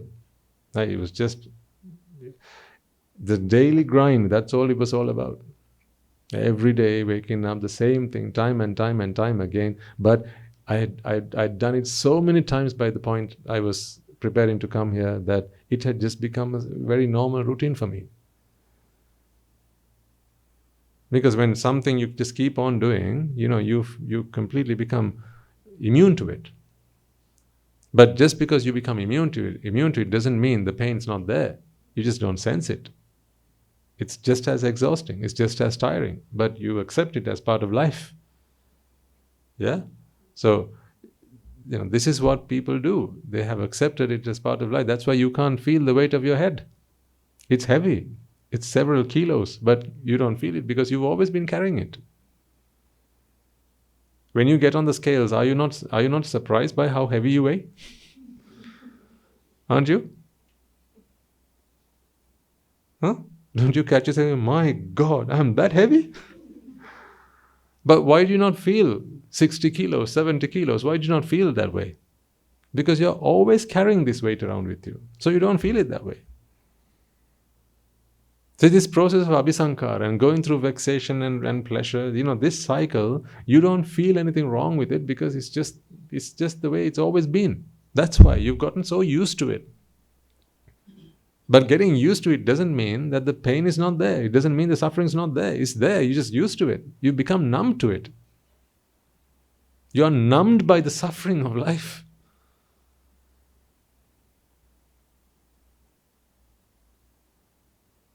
Come out of this, open your eyes and begin to realize that this is what you're going through. Don't become numb to suffering. But that's what people have become, numb. I have become so numb. Don't be like that. It's okay until the Buddha comes along, but the Buddha comes and preaches the Dhamma, and then you got to awaken to the truth. Look at what's been going on. I mean, if I had a magic wand, there wouldn't be any lay people in this world. Honestly. I know this sounds so unfair. I know. It is, and it is very irrational as well. But I'm allowed to dream as well, aren't I? When are dreams rational? If I had a magic wand, I'd wave it at each and every one of you and free you from all the burdens and the obligations and the whatever is keeping you bound to your lay lives. I honestly would. Because I know some of you haven't been able to come as close as you'd want to. Because there's a distance you can come, and beyond that you can't, because there are knots that have been tied. There are duties and there are shackles that have been put on your arms, and you can't come beyond that point. That's where you have to stop. Walls are built, gates are closed. You can't come beyond that point. That's why we appeal to urge young people to make this choice in life before natural circumstances take over. Natural disasters. Yeah, before natural disasters take over. If marriage life is going to make you happy, why are married people here? Is it for a free roti? Huh? If it was, then I still have to ask you, if marriage life is so good, why come here for a roti? Don't even get that at home now. If being educated is good, why are educated people here? If that is the path to happiness. If wealth is what is the path to happiness, why are wealthy people here? Why? Think about this. If traveling around the world is what's going to make you happy, why are people who travel the world, every day, every year, every month, they go somewhere? Why are they here? If you think this is madness, why are doctors here? Why are psychologists here? You don't know they're among you.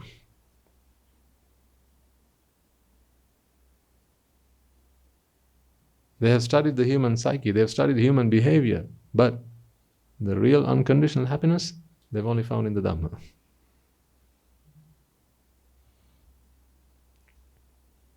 There is only one truth, ladies and gentlemen.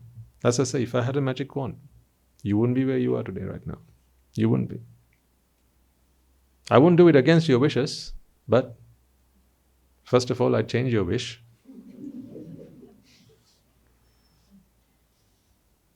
Honestly, I speak from this is nothing but the truth, I swear to you. Every human being deserves this. You know what you're heading for.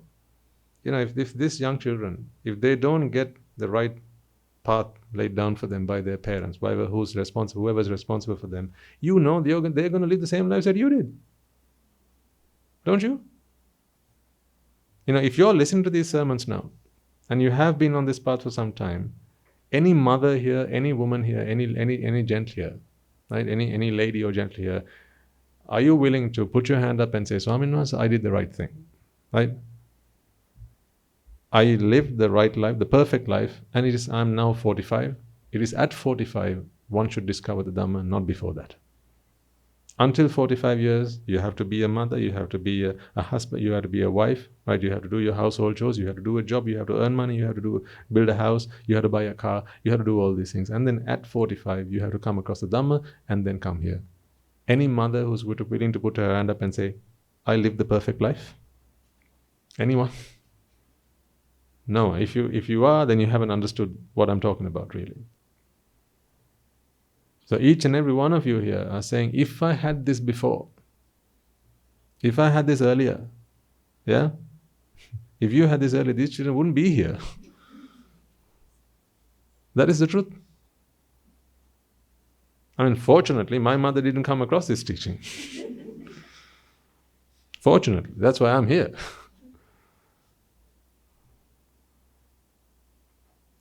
So, if we care so much about our children, why do we make them go through the same pain and the turmoil that life has brought us? It is incumbent on us as responsible adults, as parents, because we confess to loving our children so dearly.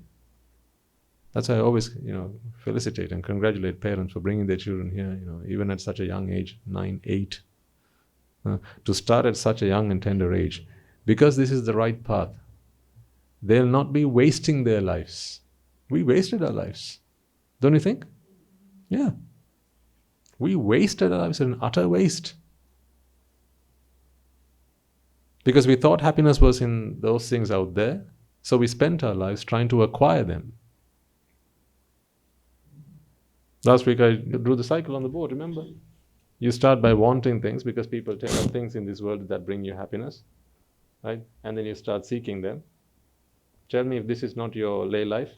Then you spend time acquiring them when you found out where they were, and then you spent life pleasing yourself. Right? One thing after the other. All of this driven by ignorance and attachment.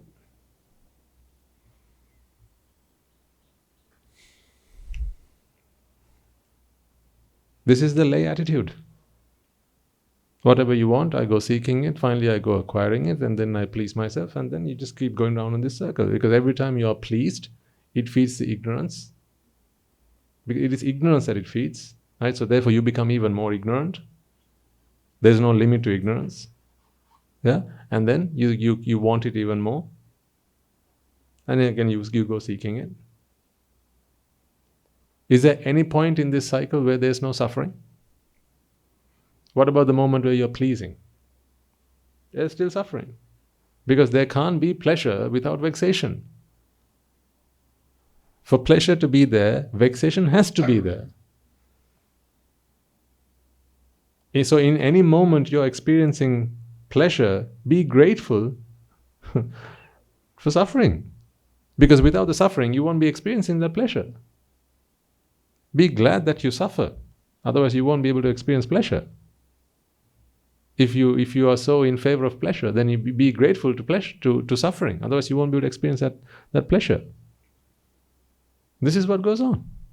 Throughout this cycle there's vexation. Even here, there's still vexation. Because it is that vexation you are relieved from at that point. But vexation doesn't drop to zero at any point. It's always there. There's a threshold that it can't drop beyond. It's always there. So throughout this cycle, there's vexation. It'll build up. As you go seeking, there's more effort that you have to make on behalf of it.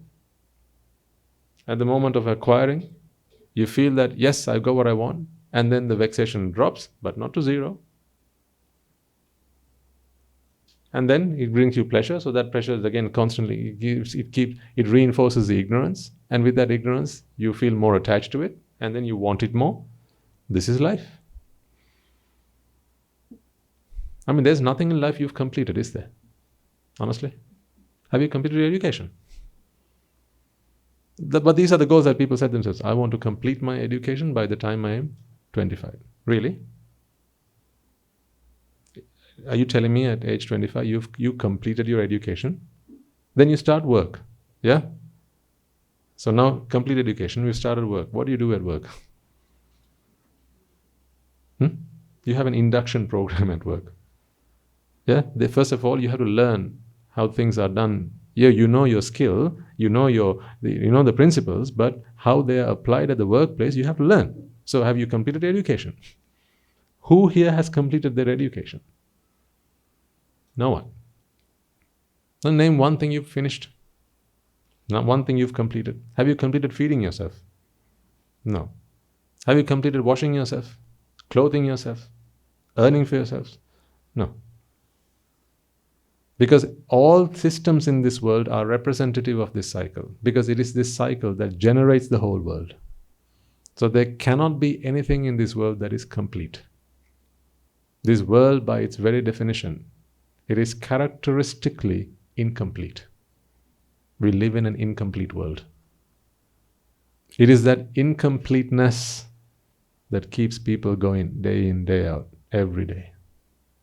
Always striving for completion, but it is never complete.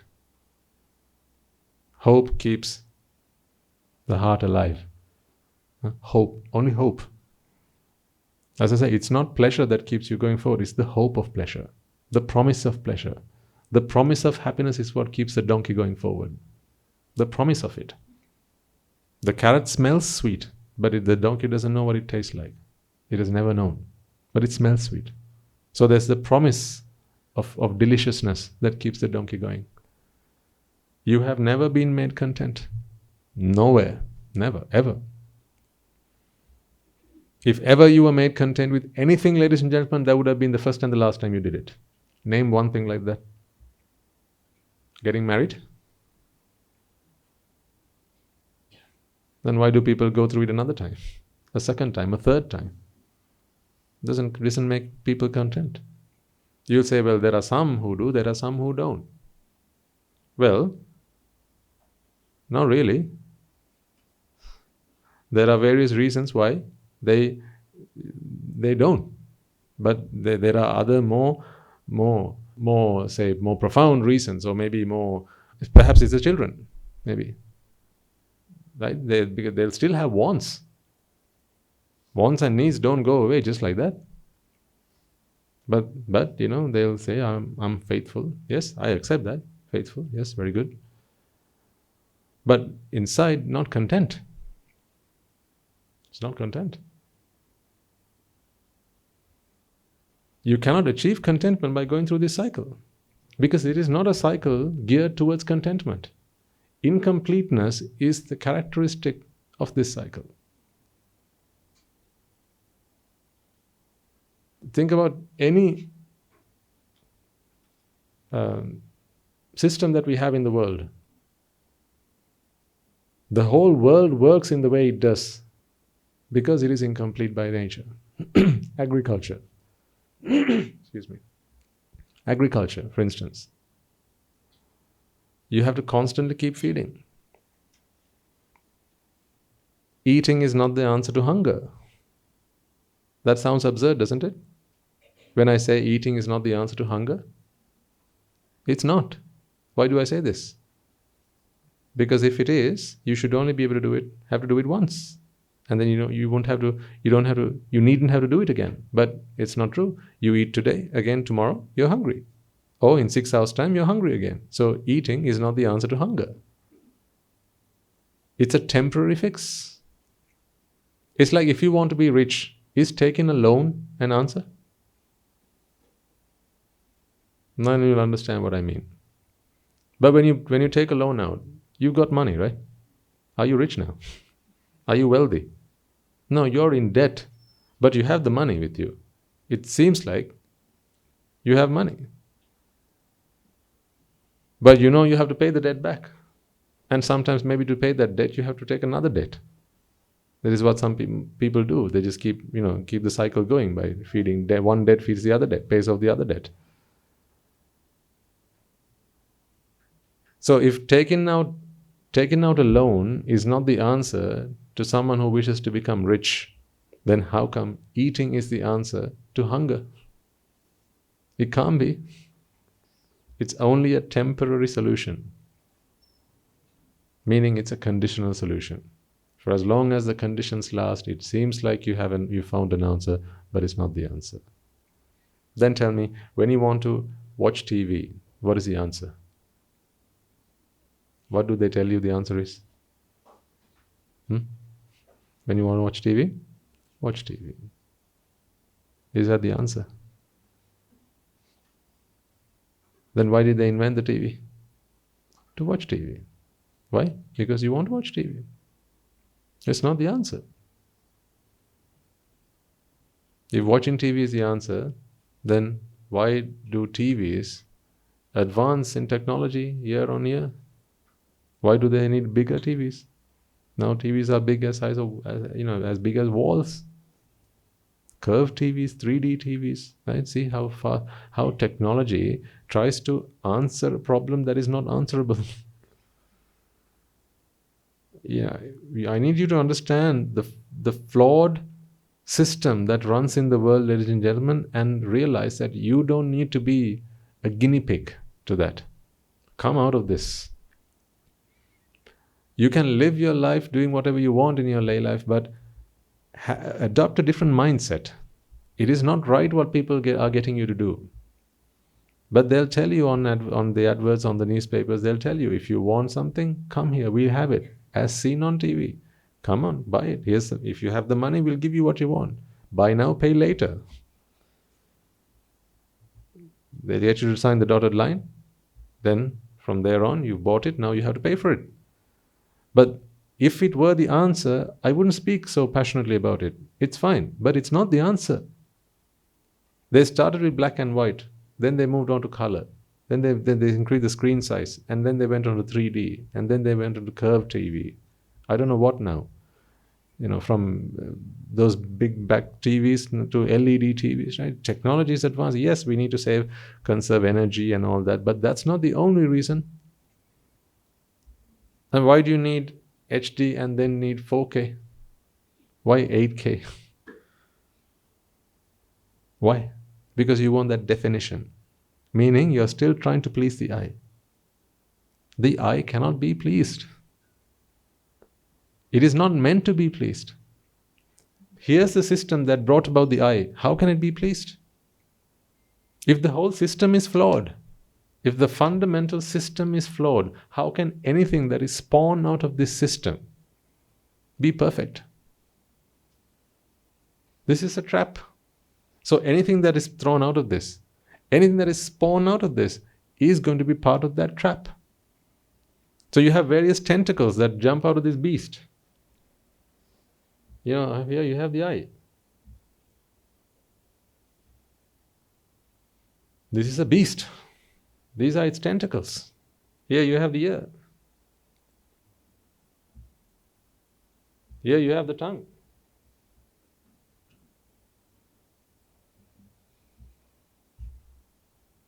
You can't please them because they're not fixed or connected to a system that can be pleased.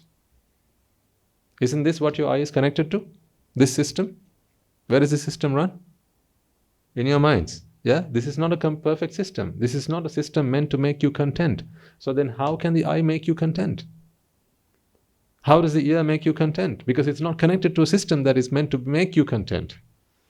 It is connected to a system that is always incomplete. It is incomplete by design. It is meant to be that way because otherwise the world wouldn't last. Your eyes, your ears, your nose, your tongue, your body, all of, everything about you is geared to sustaining a world so that it will always be there. Because existence is the name of the game. You're here to exist, not to attain Nibbana. You're here to exist. The purpose of your very being is to exist. The I came into this world to exist, to continue to sustain the existence process. See, this is the existence process. Remember, the donkey will only keep moving forward for as long as it has the promise of pleasure. If you gave the donkey the carrot, what would the donkey do? What would it do? It would stop. Wouldn't it? It would stop. So why does the donkey keep moving? Because there's only the promise of a carrot, but not the carrot. That is how the system has been designed. Have you seen any other donkeys who just keep on going without stopping? Why do they keep on going? Because there's always only the promise of pleasure, but never actual contentment. I'm asking you to come out of those systems. Come out and have a look at what's going on here. Observe what the world is putting you through. Why do you become dirty laundry to the world's washing machine? Come out of this thinking. Look at what people are doing to you. It's the same laundry, just gets soiled again and then washed again, soiled and washed again, soiled and washed again, soiled and washed again. It's just a cycle. You're in a cycle. Where's the exit out of a cycle? This is a cycle. This is the cycle of non-contentment. That's what it is. That's why life is not content. A contented life would not continue. Because life is the seat, is the search for happiness. Don't you agree? Isn't your life the search for happiness? Is it not the pursuit of happiness? So if ever you achieved happiness, what would be the purpose of life then from there on? It would stop, wouldn't it? If by living what we do, Pata, is go after happiness. Yeah? Once you find happiness, then what is the purpose of life? That's it. Yeah? That would stop there. So the very fact that you're still living, is evidence of what? Exactly. You still haven't found the purpose of your life. You still haven't found what you're looking for. Because you're plugged into a system that is not meant to make you content. It is only made to ensure that you continue to exist. Recognize that this is what is going on. If you understand this principle, that is your breaking out of ignorance. It is those who don't understand this who are ignorant. And therefore, when they're ignorant, they just keep going on, round and round and round this cycle.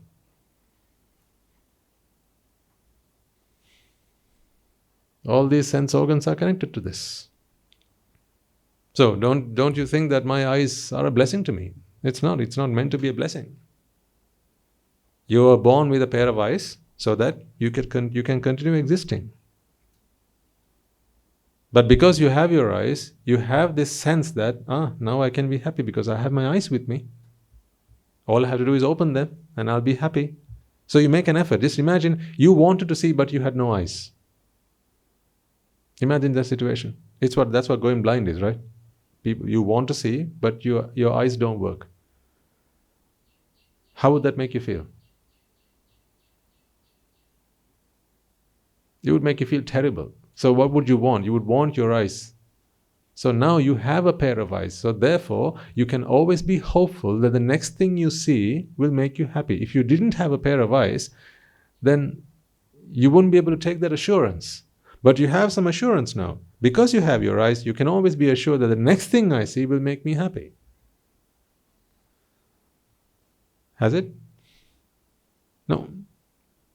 The next thing you listen to will make you happy. The next thing you put in your mouth is going to make you happy, is what you think. Because you believe sight, sound, smell, taste, touch is going to make you happy. But how can it when they're all plugged into a mind? This is the mind, by the way. All this is the mind. This is what's going on in the mind. There's this flawed principle. There's this flawed system that's running in your mind because it's rooted in ignorance. Therefore, attachment is always there, and therefore wanting is always going to be there. So whereas wanting is always there, these sense organs help you seek. That's what it helps you do. Right? For seeking and acquiring, these sense organs support you. Because you want. No other reason. You're born with the tools to help you seek. Remember, it's not your body that wanted a pair of eyes. It's the mind that wanted it. Because the mind is what wants the things that it believes brings it pleasure.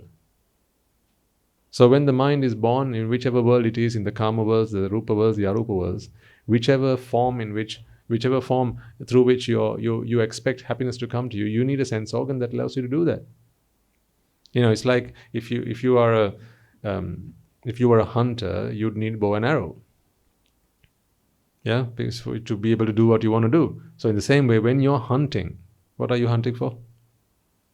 You're hunting for pleasure. So these are your tools. This is your bow and arrow. Your eyes. The moment you open your eyes, hoping to catch an animal, catch prey. Your prey, you're looking for your prey.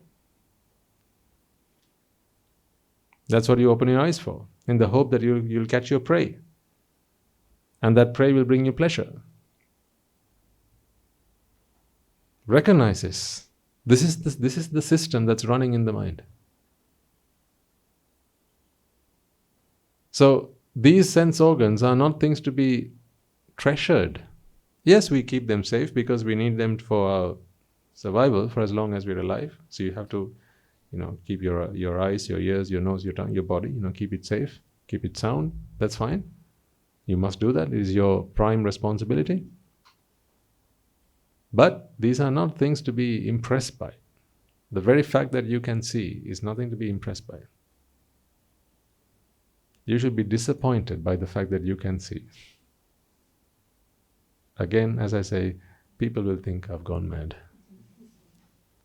Because there are people out there who are spending so much money doing research and all sorts of other things to help people regain their eyesight. Because eyesight is so treasured. The ability to see is considered very precious. Sometimes, people show me these documentaries and stuff, right? How young people are helped and supported to, get themselves a good education, get themselves into jobs, and earn money, right? Earn respect from society, have a social status, and then go and live their lives. And there's a lot of work that's going on out there. A lot of philanthropists who support such causes. I admire that because it is all meritorious, yes. But to what end? To what end? Let's take this child here. We teach him, we help him grow up, give him a good education, right?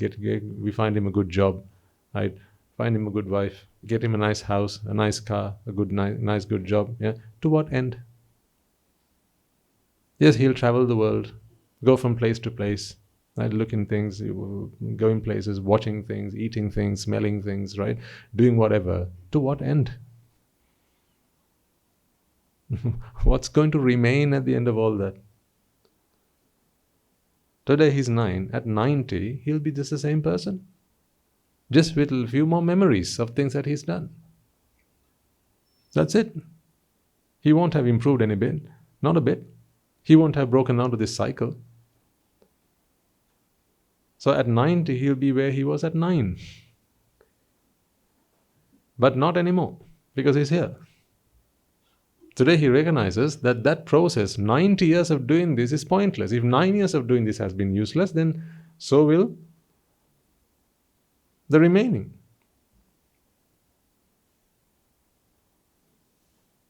Why do this for another 81 years? As we thought was right growing up. How many years should one go through this cycle before they realize that this is pointless? 20? 20 is in the house, I ask you. 30 is in the house. How many years should you go through this before you realize that this is pointless? 50? I mean, if you have intelligence, you should be able to look at this and realize, makes no sense. 5 minutes is enough to understand that this is pointless. Not 50 years. But until and unless someone teaches you this truth, until and unless the Buddha or one of his disciples speaks to us and explains to us the truth behind this, we don't stop to think anything wrong about what we always have been doing. Because this seems so normal, like your weight, it seems so normal. But when you get on the scales, you're shocked. Once you see this, aren't you shocked? No. Now you're shocked. You begin to, good Lord, is this what I've been doing all my life? Now you say this. That is why you bring yourselves here every week. Because at least now you want to try and make a difference. You want to make a change. And you're asking, Swaminatha, have I started early enough in my life so that I can to break out of this? Am I too late? I feel like I wasted 40 years of my life, 50 years of my life. I should have discovered this much earlier. Am I too late? Will I be able to do this in the time I have left? See, now you are shocked.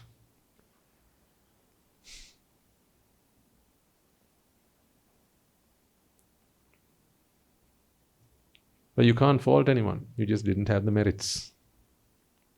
You had the merits to drive around in a nice car.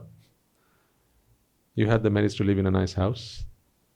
You had the merits to travel the world, like I did, doing all those things.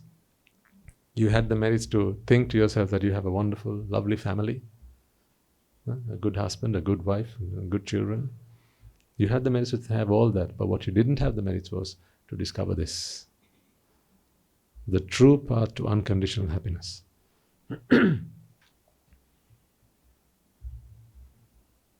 Therefore, when you put our merits and the merits of these young children on the scales, hands down, we are defeated. Because if I had the chance to discover this at 9 years of age, at 8 years of age, my life would have been very different. I can hand on heart say, I wasted my life. No questions about that. I wasted my life. Yes, I learned a few things. I use those things today in the service of the sasana, but because now there is this vehicle that is there to carry me to Nibbana, because before this vehicle was there, we had to build it. Yeah, for that you needed the knowledge. You needed people to come together. Because to start something, you need people who have the know-how. You need people who have the skills. But now this is moving. See, when the bus won't start, what must you do? You're all on the bus, but the bus won't start. What must you do? You get out and start pushing the bus. Right? There's one driver in the driver's seat. He's playing with the clutch and the ignition. Say, right, come on, push it, come on. Yes, a bit more. Now you need everyone behind to push the bus. Every person other than the driver in the bus is dead weight. They're not contributing to this, right? But once you get the bus moving, now who has to remain at the back pushing the bus? No one. Now that the bus is moving, what we need to do is come and jump on it. Because once you get the bus moving, the bus will move on its own. There are those who, when the bus stops at the shed, they will pump the diesel and whatever the fuel, but the people in the bus don't need to get out for that. Once you're on the bus, you can be on the bus until the bus comes to a stop. If you turn off the engine, then perhaps you'll have to push it again. But we believe that this bus will run for the next 600 years, now that we've got it started. So now, it is pointless if this child comes and tells me, Swaminatha, I also want to come with experience into the sasana.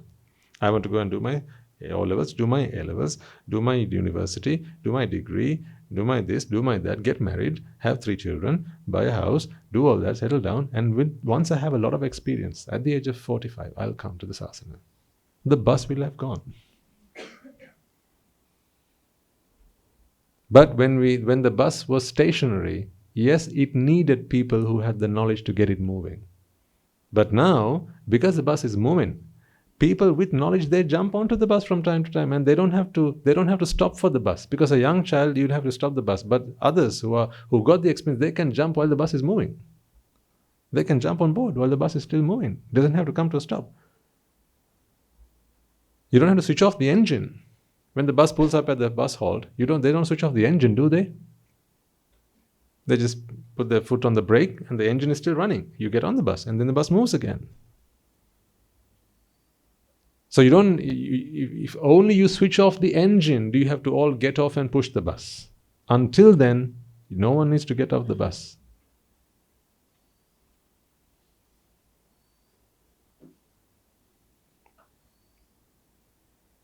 What we are trying to do here is to cleanse the mind so that the next chitta that is born is free of defilements, is free of raga, desha and moha. Cleansing the mind is what we do. You can think of it as cleansing the mind base or the manindriya. This is what we're trying to do. Because there are things called the asrava, the defilement. They lie dormant in the mind. Every chitta that runs with the Noble Eightfold Path cleanses this once. Every chitta does this. The analogy I gave the other day was if there was dust on this table, you take a clean piece of cloth and you wipe it once, and then it's cleaned by that amount. You take the cloth and wipe it again, and it's cleaned again and again and again and again. You keep wiping it until all the dust is gone. Right? So the next time you take a piece of cloth and wipe it, there's no dust on the cloth. Now it's clean.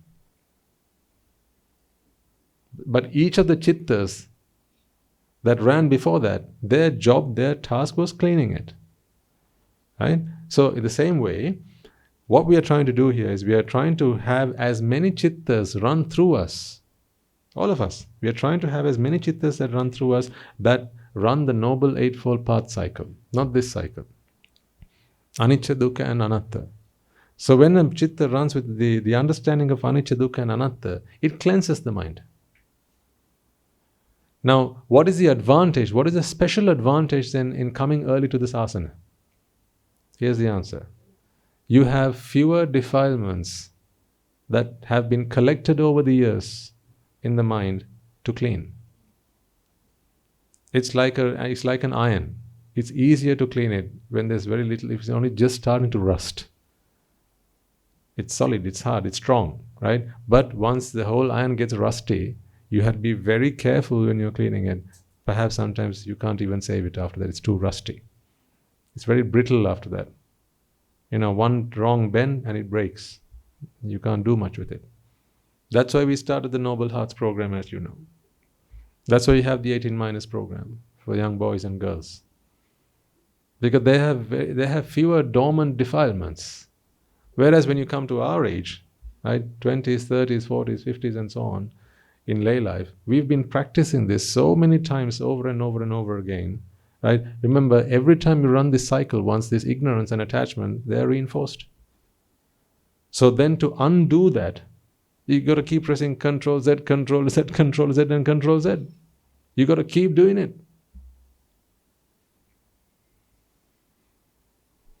So many times.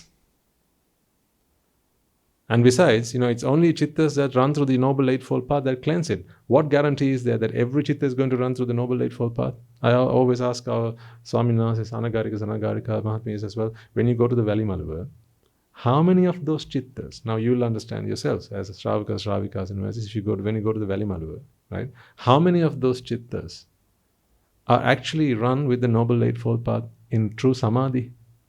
Samma Samadhi. Samma Samadhi is a component of the Noble Eightfold Path, right? Because you maybe, one chitta runs, you're contemplating on anicca. Next time you're looking at the clock, you're wondering, what time should we finish? Who finishes? We finish. So now you're thinking about something that is time bound, right? Again, out of manasikara.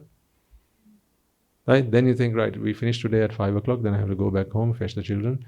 I have to go and do the dishes, right? There's this stuff, that stuff, the other stuff to do. So now you're thinking about that. It's not the memory that bothers you, that actually hinders your progress. But when those memories come, if you are not in yoniso manasikara, now they run in ayoniso manasikara.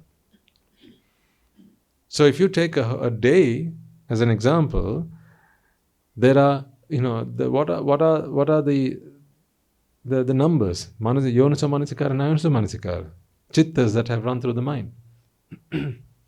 It's like 1,000,000,000,000 is the ratio.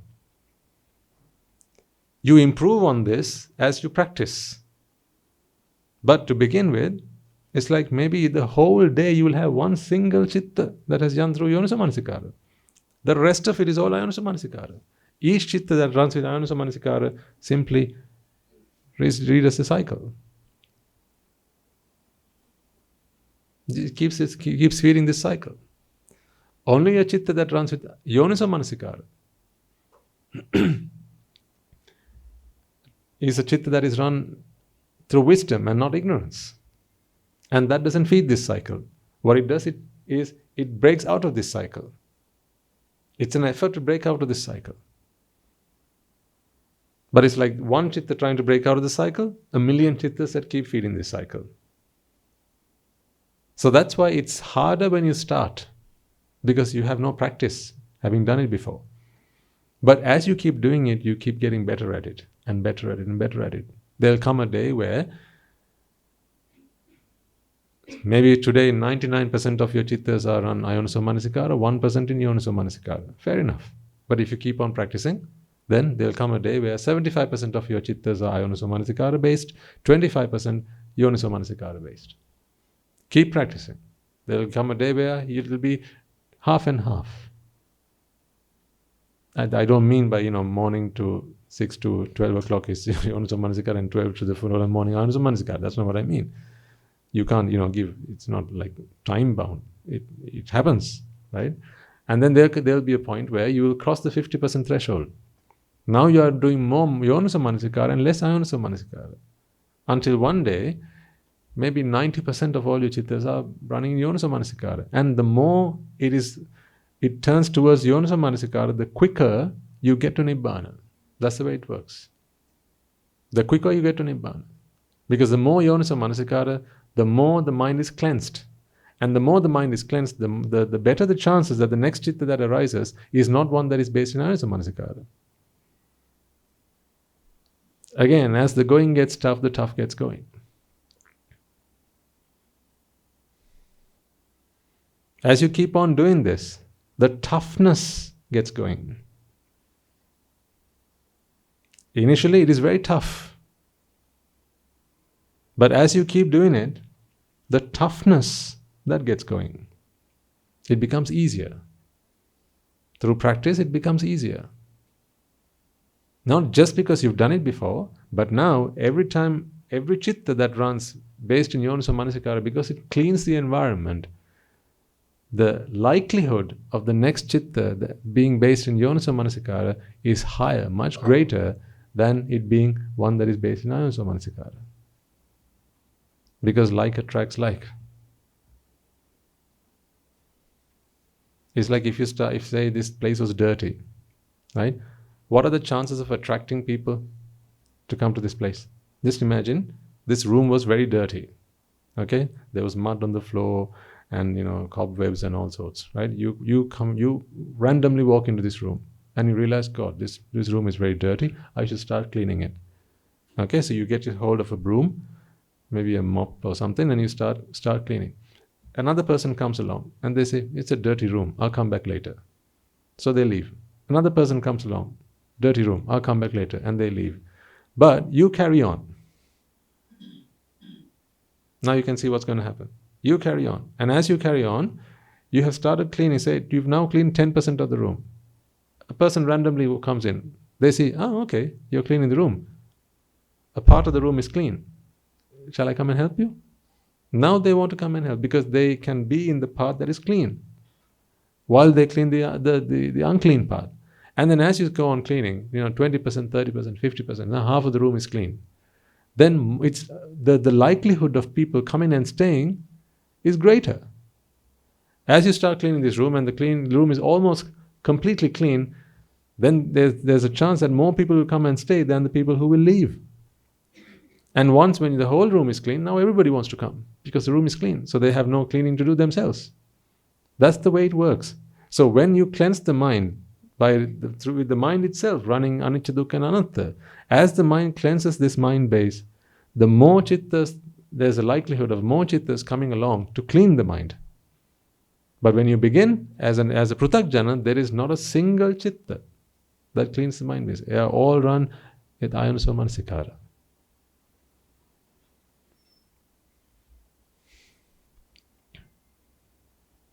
So the first thing you all got to do is recognize this. Make a firm resolve to come out of this flawed system. Don't be a victim of your circumstances. Yes, this is what you were brought up into. Your parents couldn't give you any different because they didn't know any better. Yes, neither did my parents. But I didn't let that decide my fate, did I? Just because my parents couldn't teach me what I needed to be doing as a monk today, they couldn't teach me that, but they taught me how to be a good person, good human being, a law-abiding citizen. But what they didn't teach me, and because they couldn't teach me, was to attain Nibbana. I didn't allow my circumstances to determine that. I was in a job. I was a married man. I didn't allow my circumstances to determine the destination of my life. Because once you realize this is what is going on, now you have compassion towards all. That is, after that we get to work on that.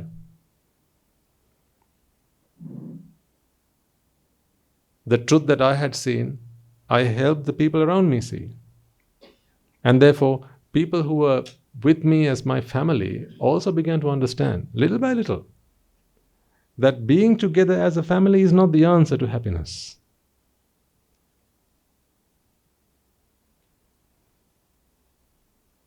As I said, I was a married man. My then wife and I, as we began to see this, we realized that being together as a husband and wife is not the answer to happiness. Because we wanted to be together for happiness' sake. But once you realize that is not what you need to do for happiness, why do you any longer want to be like that? Why would you?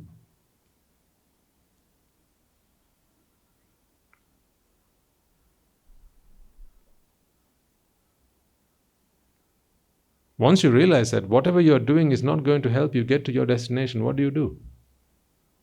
You change your direction. You want to get from here to Kandy. Right? Somewhere down the line you take a wrong turn. After you realize you're on the wrong road, you've taken a wrong turn, what do? You change, don't you? You turn around. You get back on track. That's why you have a navigator that's there that tells you, right? You take a wrong turn, turn right, turn around at the next junction, at the next roundabout, take the third exit, because the third exit puts you back where you ought to be. That is what you need a navigator for, because you have a destination. With the navigator, your destination is fixed. That's why the navigator always keeps telling you, no, back. Turn right here, turn left here, third exit there. At the next junction, turn right, whatever. And if you take a wrong turn, it will put you back on track. Because in your navigator, your destination is fixed. Have you got your destination fixed, I ask you? Answer. Is your destination fixed? What is your destination? Is it happiness? Is your destination happiness? Are you sure? 100%. Then, when this navigator is telling you that you're on the wrong path, why do you still keep going on that path? If you're still on that path, then although you've set the navigator to a destination, you want to go somewhere else.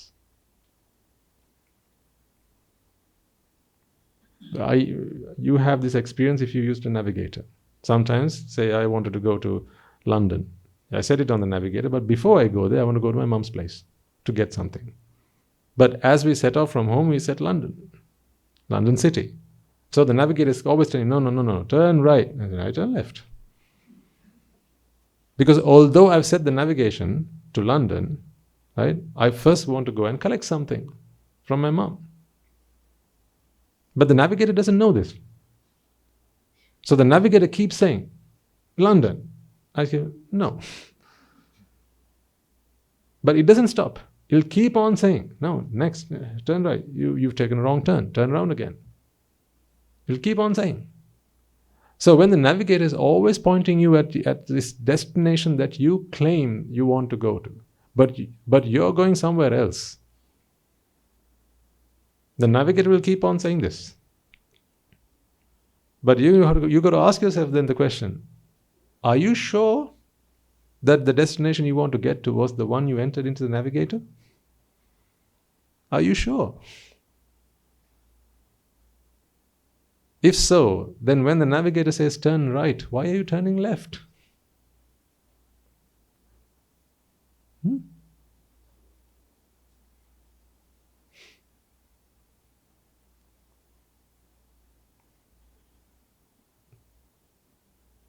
Perhaps you are not being truthful to the navigator.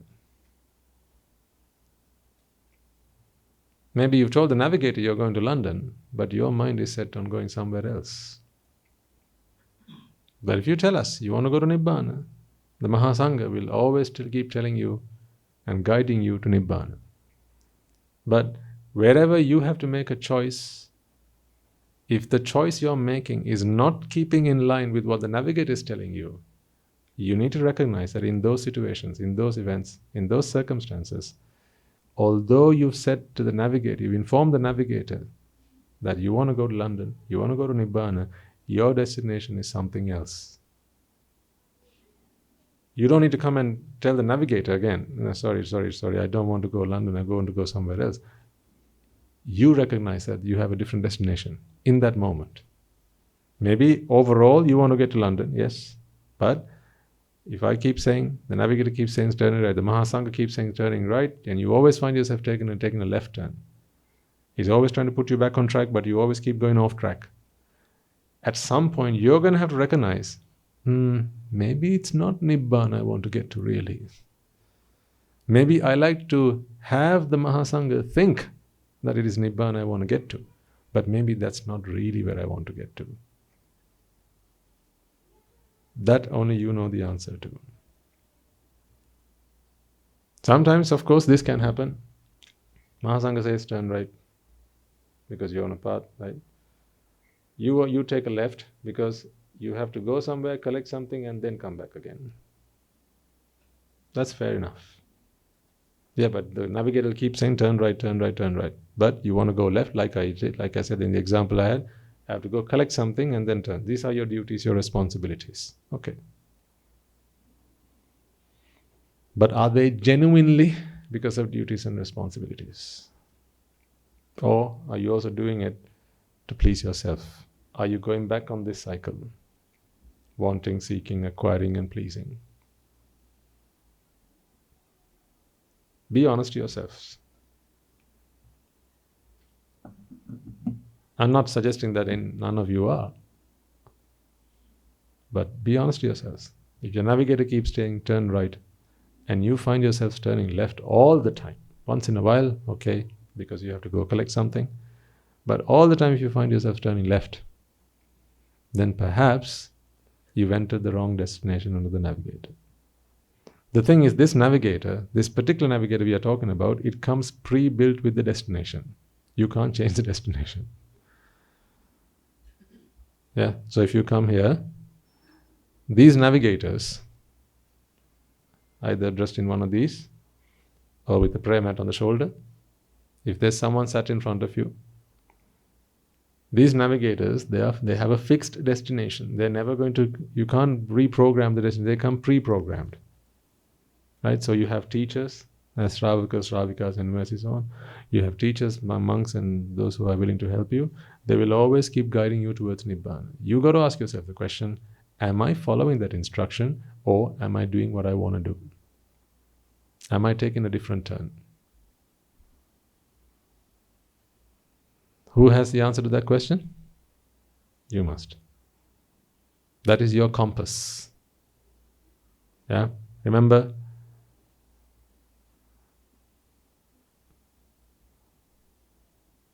the Buddha says that one who becomes an arahant is one who is free of the asrava.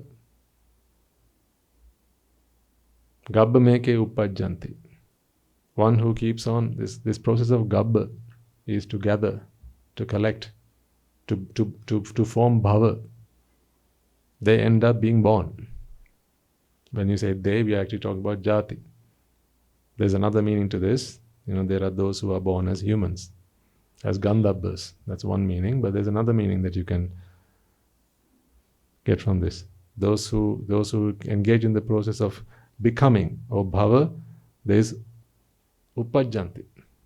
Jati happens. And when jati happens, there can be two forms.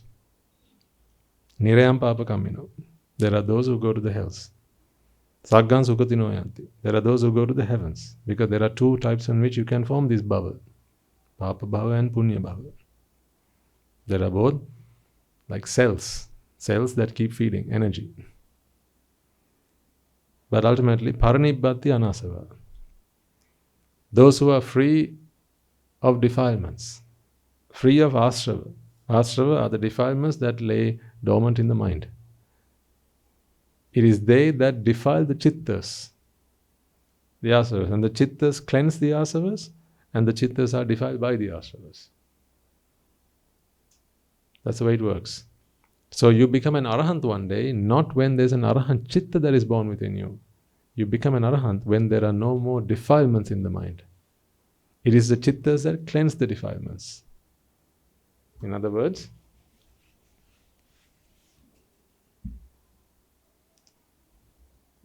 if you listen to Guru Handra sermons, you've seen this example. Right? There's a tub, there's some water in here. Say there's a wheel that's rotating. Yeah? So this comes into contact here. And say there's a dye of a certain color that gets added to this. Right? So you drop some dye of colored liquid. And when you drop it on this, as it turns one round, it adds it to the water. Right? So if you're dropping, say, a blue colored liquid, then every cycle this turns, the water turns blue. Yeah? Now, even if you stopped adding this, and this wheel keeps turning. Now you've stopped adding the dye. Okay? The wheel keeps turning. As the wheel turns up here, now even after you've stopped adding it, if you take a bit of water from this wheel, when it comes back to the top, and you rub your finger on it, and you see what color the water is, what color is it? It's blue. Because you've kept adding the blue dye into the liquid, right? So now you got to add something else that takes out the blue, that discolors the blue. So for that you have to keep adding something else. Maybe you add some other chemical that disintegrates the blue color that's in there, maybe whatever chemical there is, and it takes out the color. It makes it a colorless liquid. So that chemical you have to put. So the blue chemical is the ayoniso manasikara.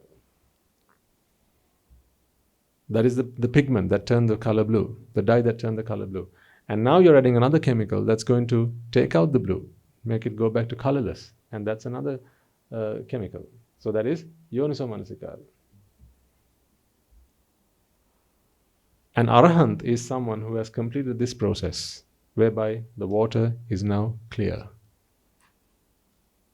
So we're not actually focusing on this, the wheel, that is adding either the blue or the colorless chemical. What we're actually focusing on is here. What has happened ultimately in this basin, in this container that has the water.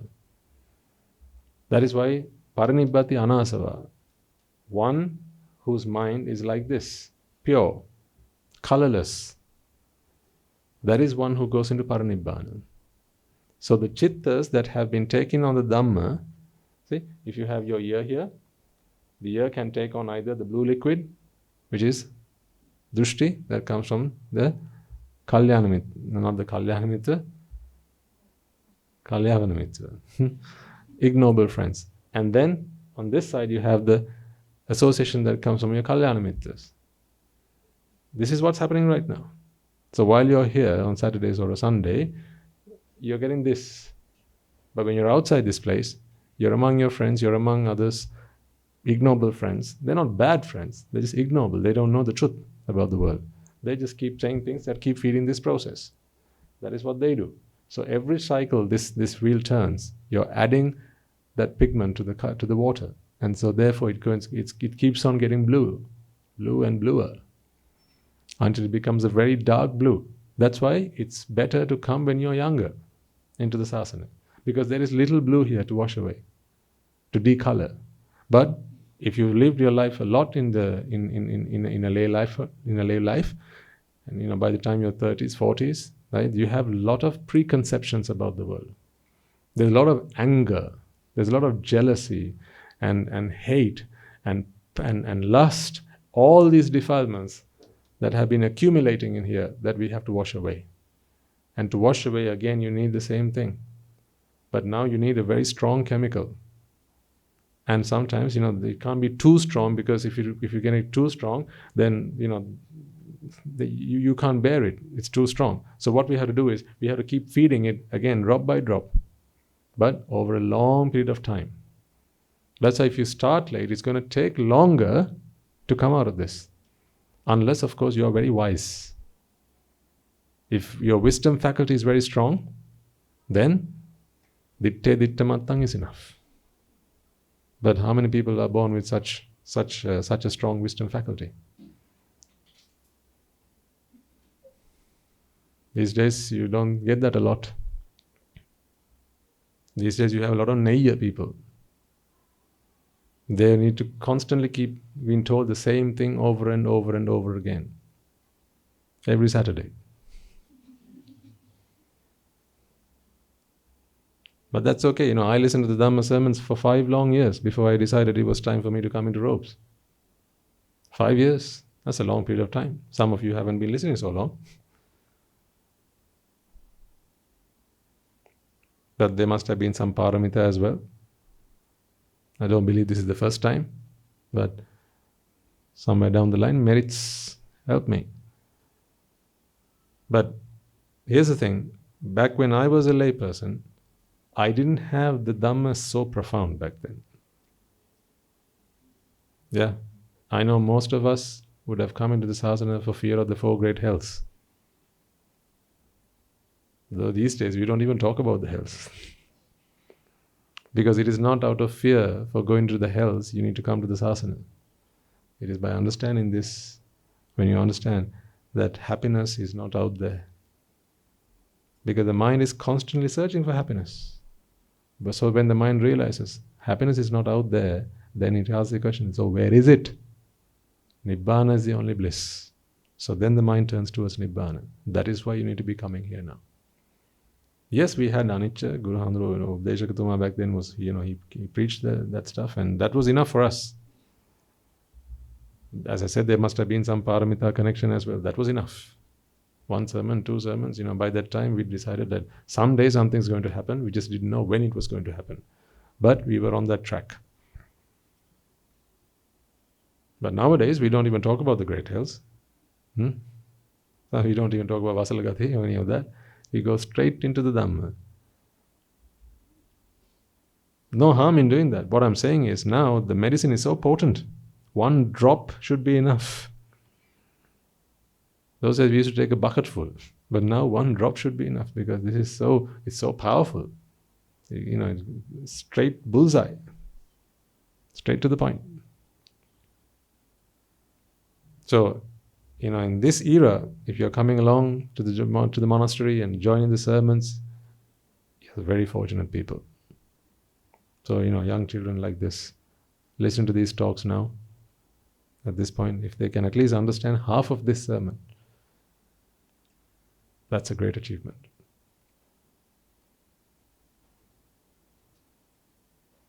See, there's those doers over there, right? They have joined the 13 minus girls program. They spend their day at the monastery. In the evening they go back home with their parents, but the day they spend here at the monastery. This monastery has become part of their life at only a tender age of 8. See? That is because the Dhamma is very powerful now. You don't need lots of it to understand the truth. Little bit is enough. High concentrations. Little is enough.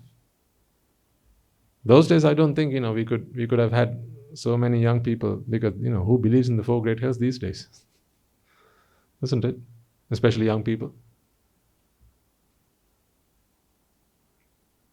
They say they come in video games. But it's not real. Who believes in the great hells these days? Who believes in the heavens these days? Hardly any at all. People don't even believe in rebirth. All that has become fantasies. That's why when we speak to new audiences, I don't spend time talking about hells and heavens and rebirth and whatnot. I just say, let's come to the point. This you have to understand, because this is logical. You're looking for happiness. Happiness is not out there. If it is, why are you eating cake over and over and over again? It's not. So then people begin to understand. If you understand this, then eventually the hells start to make sense. Heaven start to make sense. Rebirth starts to make sense without my help. Because these are the fundamentals. Teach someone the basics, teach someone the fundamentals, they can then start thinking along those lines, and the hells, the heavens and rebirth all become possibilities. They all become possibilities. Today, using this, you can explain how a human being dies and then has gone on to become a dog. You can. It is all in here. It's perfectly there. But I won't talk about it in a sermon. Maybe not to an audience, an online audience, because most people, they'll catch this part of the sermon and they go, useless. People do that. Apparently people do that. So I've been speaking for 2.5 hours now. They'll catch that part of the sermon and go, no, useless. Because Swami said, a man dies and becomes a dog. Can't be true. So the whole sermon is nonsense. So out of compassion, sometimes we don't even talk about that stuff.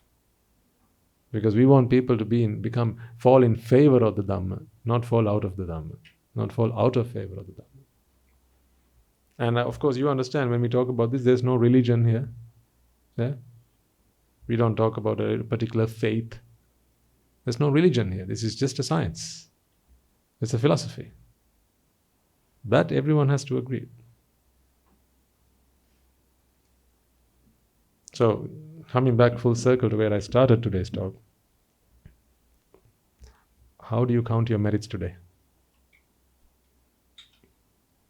Money in the bank? Property to your name? How many countries in the world you've traveled to? Size of your car?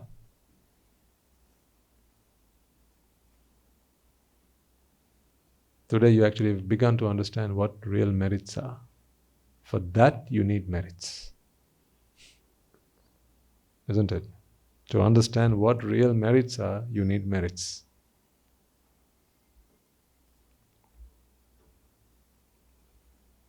So you're very fortunate. We are all very fortunate. We have finally discovered the Buddha's real teachings. It was always there. There was not a time where it wasn't there, because if it wasn't there, then we would need another Buddha to resurface it. It was always there somewhere, in some pocket somewhere. We just had the good merits to come across that. And now we want to make sure that others who find ourselves in our shoes, right? They have merits, but they need some support from the environment to bring them to this path. It was difficult for us to discover this. It shouldn't be for others. Should it? Say you're walking down the path, you find some pathway that, and you want to you want to cross from this village to the next, but there's a forest in the middle. The first person who goes down that path, they have to clear a path. Right? And then you signpost, turn left here, turn right here, village up ahead, and so on. So that the next person that comes along, they don't have to get lost. Yeah, so you make it easier on those that follow in your footsteps. And that is what we're doing right now. We had such good fortunes to come across this teaching. Now we are signposting it and making it so easily and readily available to as many people throughout the world, not just those who understood Sinhalese.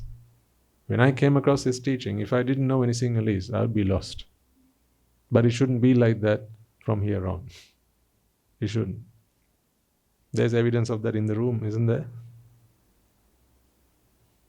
Now your not understanding Sinhalese is not a barrier to coming across Nibbana. But it was when I first came across the Dhamma. It shouldn't be like that. So your not understanding Sinhalese should not be a barrier. If you're, I don't know, German, if you're Chinese, if you're Japanese, if you're South African, it shouldn't be. Wherever you come from, if you're Tamil, should it be an obstacle? If your mother tongue is not Sinhalese, should that be an obstacle? No. But who's going to make that happen? We should make that happen. Whatever good fortune you had to come across the teaching, others may not. They may need extra support from you. So towards that, do whatever you can do. That's why always when I speak to young people, I ask them to invite them to learn another language. So we can take this message to as many people as we possibly can. For 600 years it will be there. But to whom, you have to decide.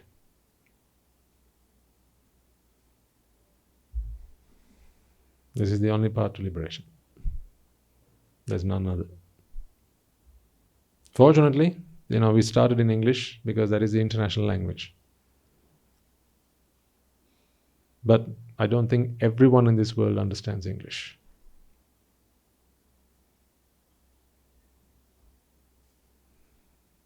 So our task should be to make this accessible and available to as many people in this world. I think the Buddha would want that. Because what was his resolve after all? To attain the bliss of Nibbana, to attain freedom, not just for myself, but for all sentient beings. If he was here, he may have some special ability to speak to anyone in their native tongue. Maybe, I don't know. That's the Buddha. How do we know? But if he didn't have such an ability, I think the Buddha would be learning all the languages that people spoke, so that he could convey this message to all. In fact, if he was there back then and there were his 80 disciples, he would have said, right, you go learn this language, you learn this language, you go learn this language, and so on. All 80 of his disciples, his chief disciples, he would have sent away to learn various foreign languages so that they could carry his teaching far and wide. Because this teaching is not for Buddhists, ladies and gentlemen. You need to understand this, right? It is not for Buddhists. Buddhists come later. This is for all sentient beings. Because this is the truth. It is the universal truth. So let's aspire to that. And certainly what you give is what you get. So whatever effort you make in helping other people reach this truth is help that you are giving yourselves. This is one thing, if you do, it will not be in vain. In fact, the only thing. Everything else is simply a means to an end. This one, do it. You only need to do it once. Nothing else in life can you do once and say, that's it, I don't need to do it again. Everything else is just unfinished business. This is the only thing. You can do it once. That's it, done. This is what all sentient beings are looking for. And with our help, it will be accessible to many more people. I want all of you to be part of that, in whatever way, in whatever capacity you can. Don't feel, what can I do? I'm just, I'm old. I live alone. What can I do? I'm not even a Buddhist by birth. What can I do? Don't think about what you can't do. Think about what you can do. Because others thought about that on your behalf. That is why you're here, isn't it? Others thought on your behalf. That is why we have an Anagarika program. That is why we have a Sila Sravika program, an Uvasi program. See? That's why we have a Noble Hearts program now. That's why we have an Anagarika program now. others thought on your behalf. Before the first Anagarika came here, where was the Anagarika program? There wasn't one. But someone thought on their behalf and created it. Before the first Sila Shravika came here, where was the Sila Shravika program? There wasn't one. But when there was a demand for it, some people got together. They weren't Sila Shravikas, the people who got together to create the program. Were they? No. So they created it for the Shravikas. And now we have it. See, always someone who is not one of us will create it so that we can then go and enjoy it. The Buddha created the Buddha Sasana. There were no Buddhas around then. He was the only Buddha. So he created the Buddha Sasana so that others could become Buddhas. So that is our goal. Let's all work towards that. Perhaps this is not a message I can share on Sunday yet, because they're still making their first steps, taking their first steps. But you lot, you've been doing this for a long time now. In whatever capacity you're capable of, do what you can. Because the Buddha Sasana must live for a long time so that we can all die.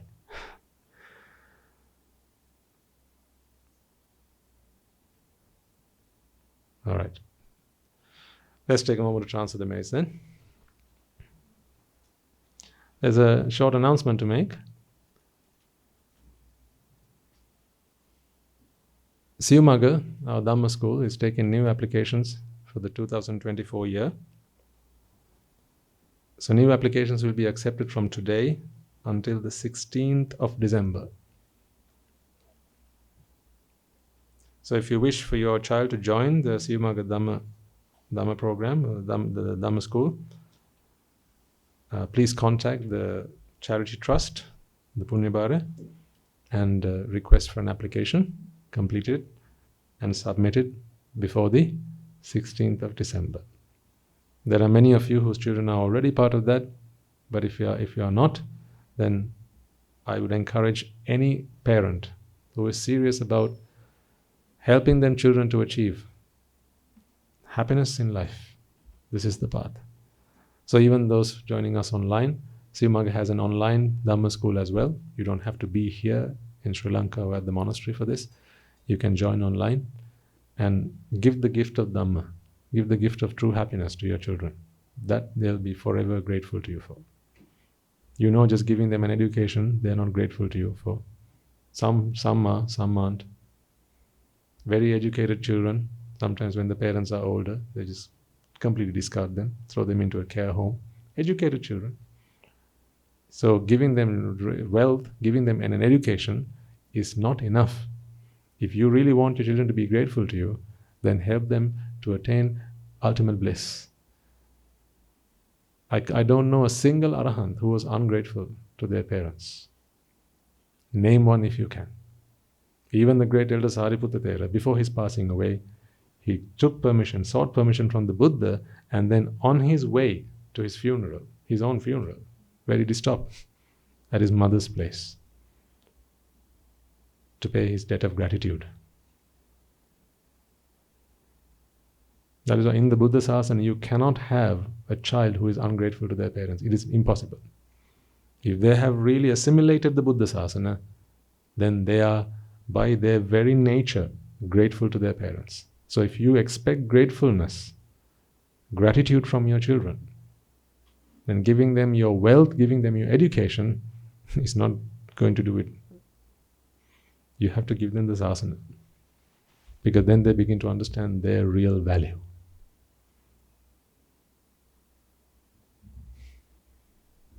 Let's transfer the merits and bring today's sermon to a close. All right, so first and foremost, let us take a moment to transfer all the merits we have acquired by making offerings to the infinite virtues of the Noble Triple Gem, listening to the Dhamma, inviting the Swami Namaste to preach the Dhamma, and engaging in various meritorious deeds. First and foremost, let us remind ourselves how incredibly fortunate we are to be in receipt of the Lord Buddha's teaching, and with immense gratitude let us transfer these merits to the bhikkhus and bhikkhunis, upasakas and upasikas, who since time immemorial have protected and preserved the sublime teachings of the Buddha and passed it down through the generations of the noble lineage in the form of the Tripitaka, which is thankfully available to us today to study, understand, and comprehend the Dhamma.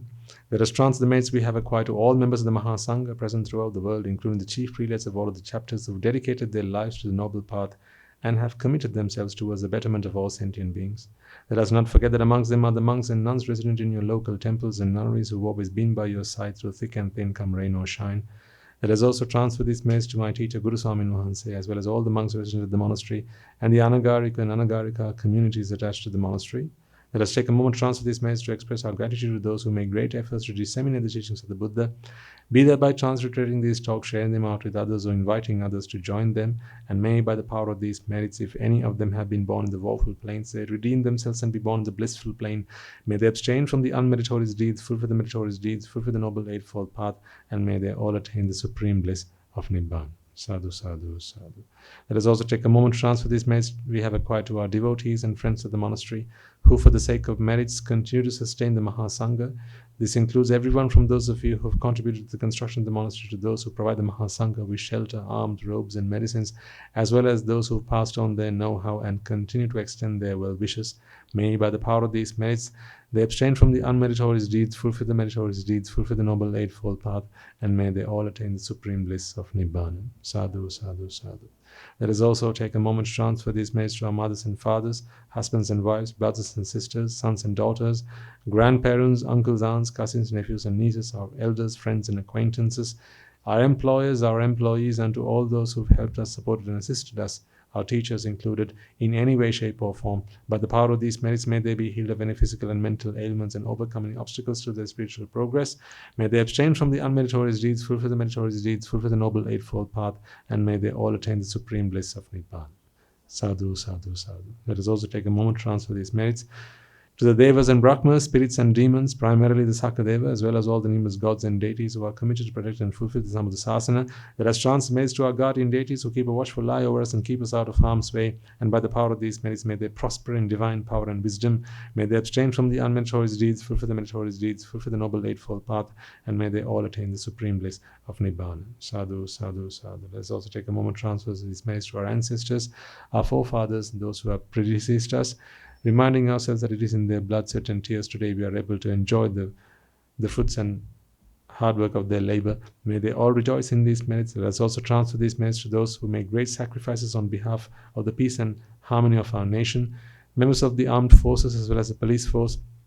Let us also transfer merits to those who have lost their lives in the wars, be they friend or foe, as well as those who would have lost their lives in natural disasters such as the tsunamis and earthquakes, landslides, fires, blizzards, pandemics and so on, reminding ourselves that in this infinitely long journey of samsara, they will all have been mothers and fathers to us, friends and family to us. Let us, out of gratitude and loving kindness and compassion, take a moment to transfer all these merits we have acquired to all of them. May, by the power of these merits, if any of them have been born in the woeful plains, redeem themselves and be born in the blissful plain. May they abstain from the unmeritorious deeds, fulfill the meritorious deeds, fulfill the noble eightfold path, and may they all attain the supreme bliss of Nibbana. Sadhu, sadhu, sadhu. And finally, may by the power and blessings of all the merits we have acquired throughout the day, we be able to witness the advent of many hundreds of thousands of Arahants on this blessed land. And may you and I, and everyone who's helped make this program a success, become a Rahatan Mahanse or an Arahatiranin Mahanse in this very life itself and in the era of the Gautam Supreme Buddha itself. Sadhu, sadhu, sadhu. May the blessings of the Noble Triple Gem be with you all. The members of the Mahasangha will transfer their blessings to you. Raga ginnen midetva, dvesha ginnen midetva, moha ginnen midetva, nibbana parama sukhayen Sukhitatara vedva, Nibbana parama sukhayen, Sukhitatara vedva. Mamada siyalu loka siyalu satnayo, Nibbana parama sukhayen sukhitara vetva. Nibbana parama sukhayen sukhitara vetva. Nibbana parama sukhayen sukhitara vetva. Raga gini niveva, desha gini niveva, moha gini niveva, nivan sapa labeva, nivan sapa labeva, nivan sapa labeva. තුන්රුවන්ගේ සුවිසි අනන්ත මහා ගුණ බෙලෙන් සියලු ලෝක සියලු සත්වයෝම නිබ්බාන පරම සුඛයෙන් සුඛිතතර වෙත්වා. සාදු සාදු සාදු.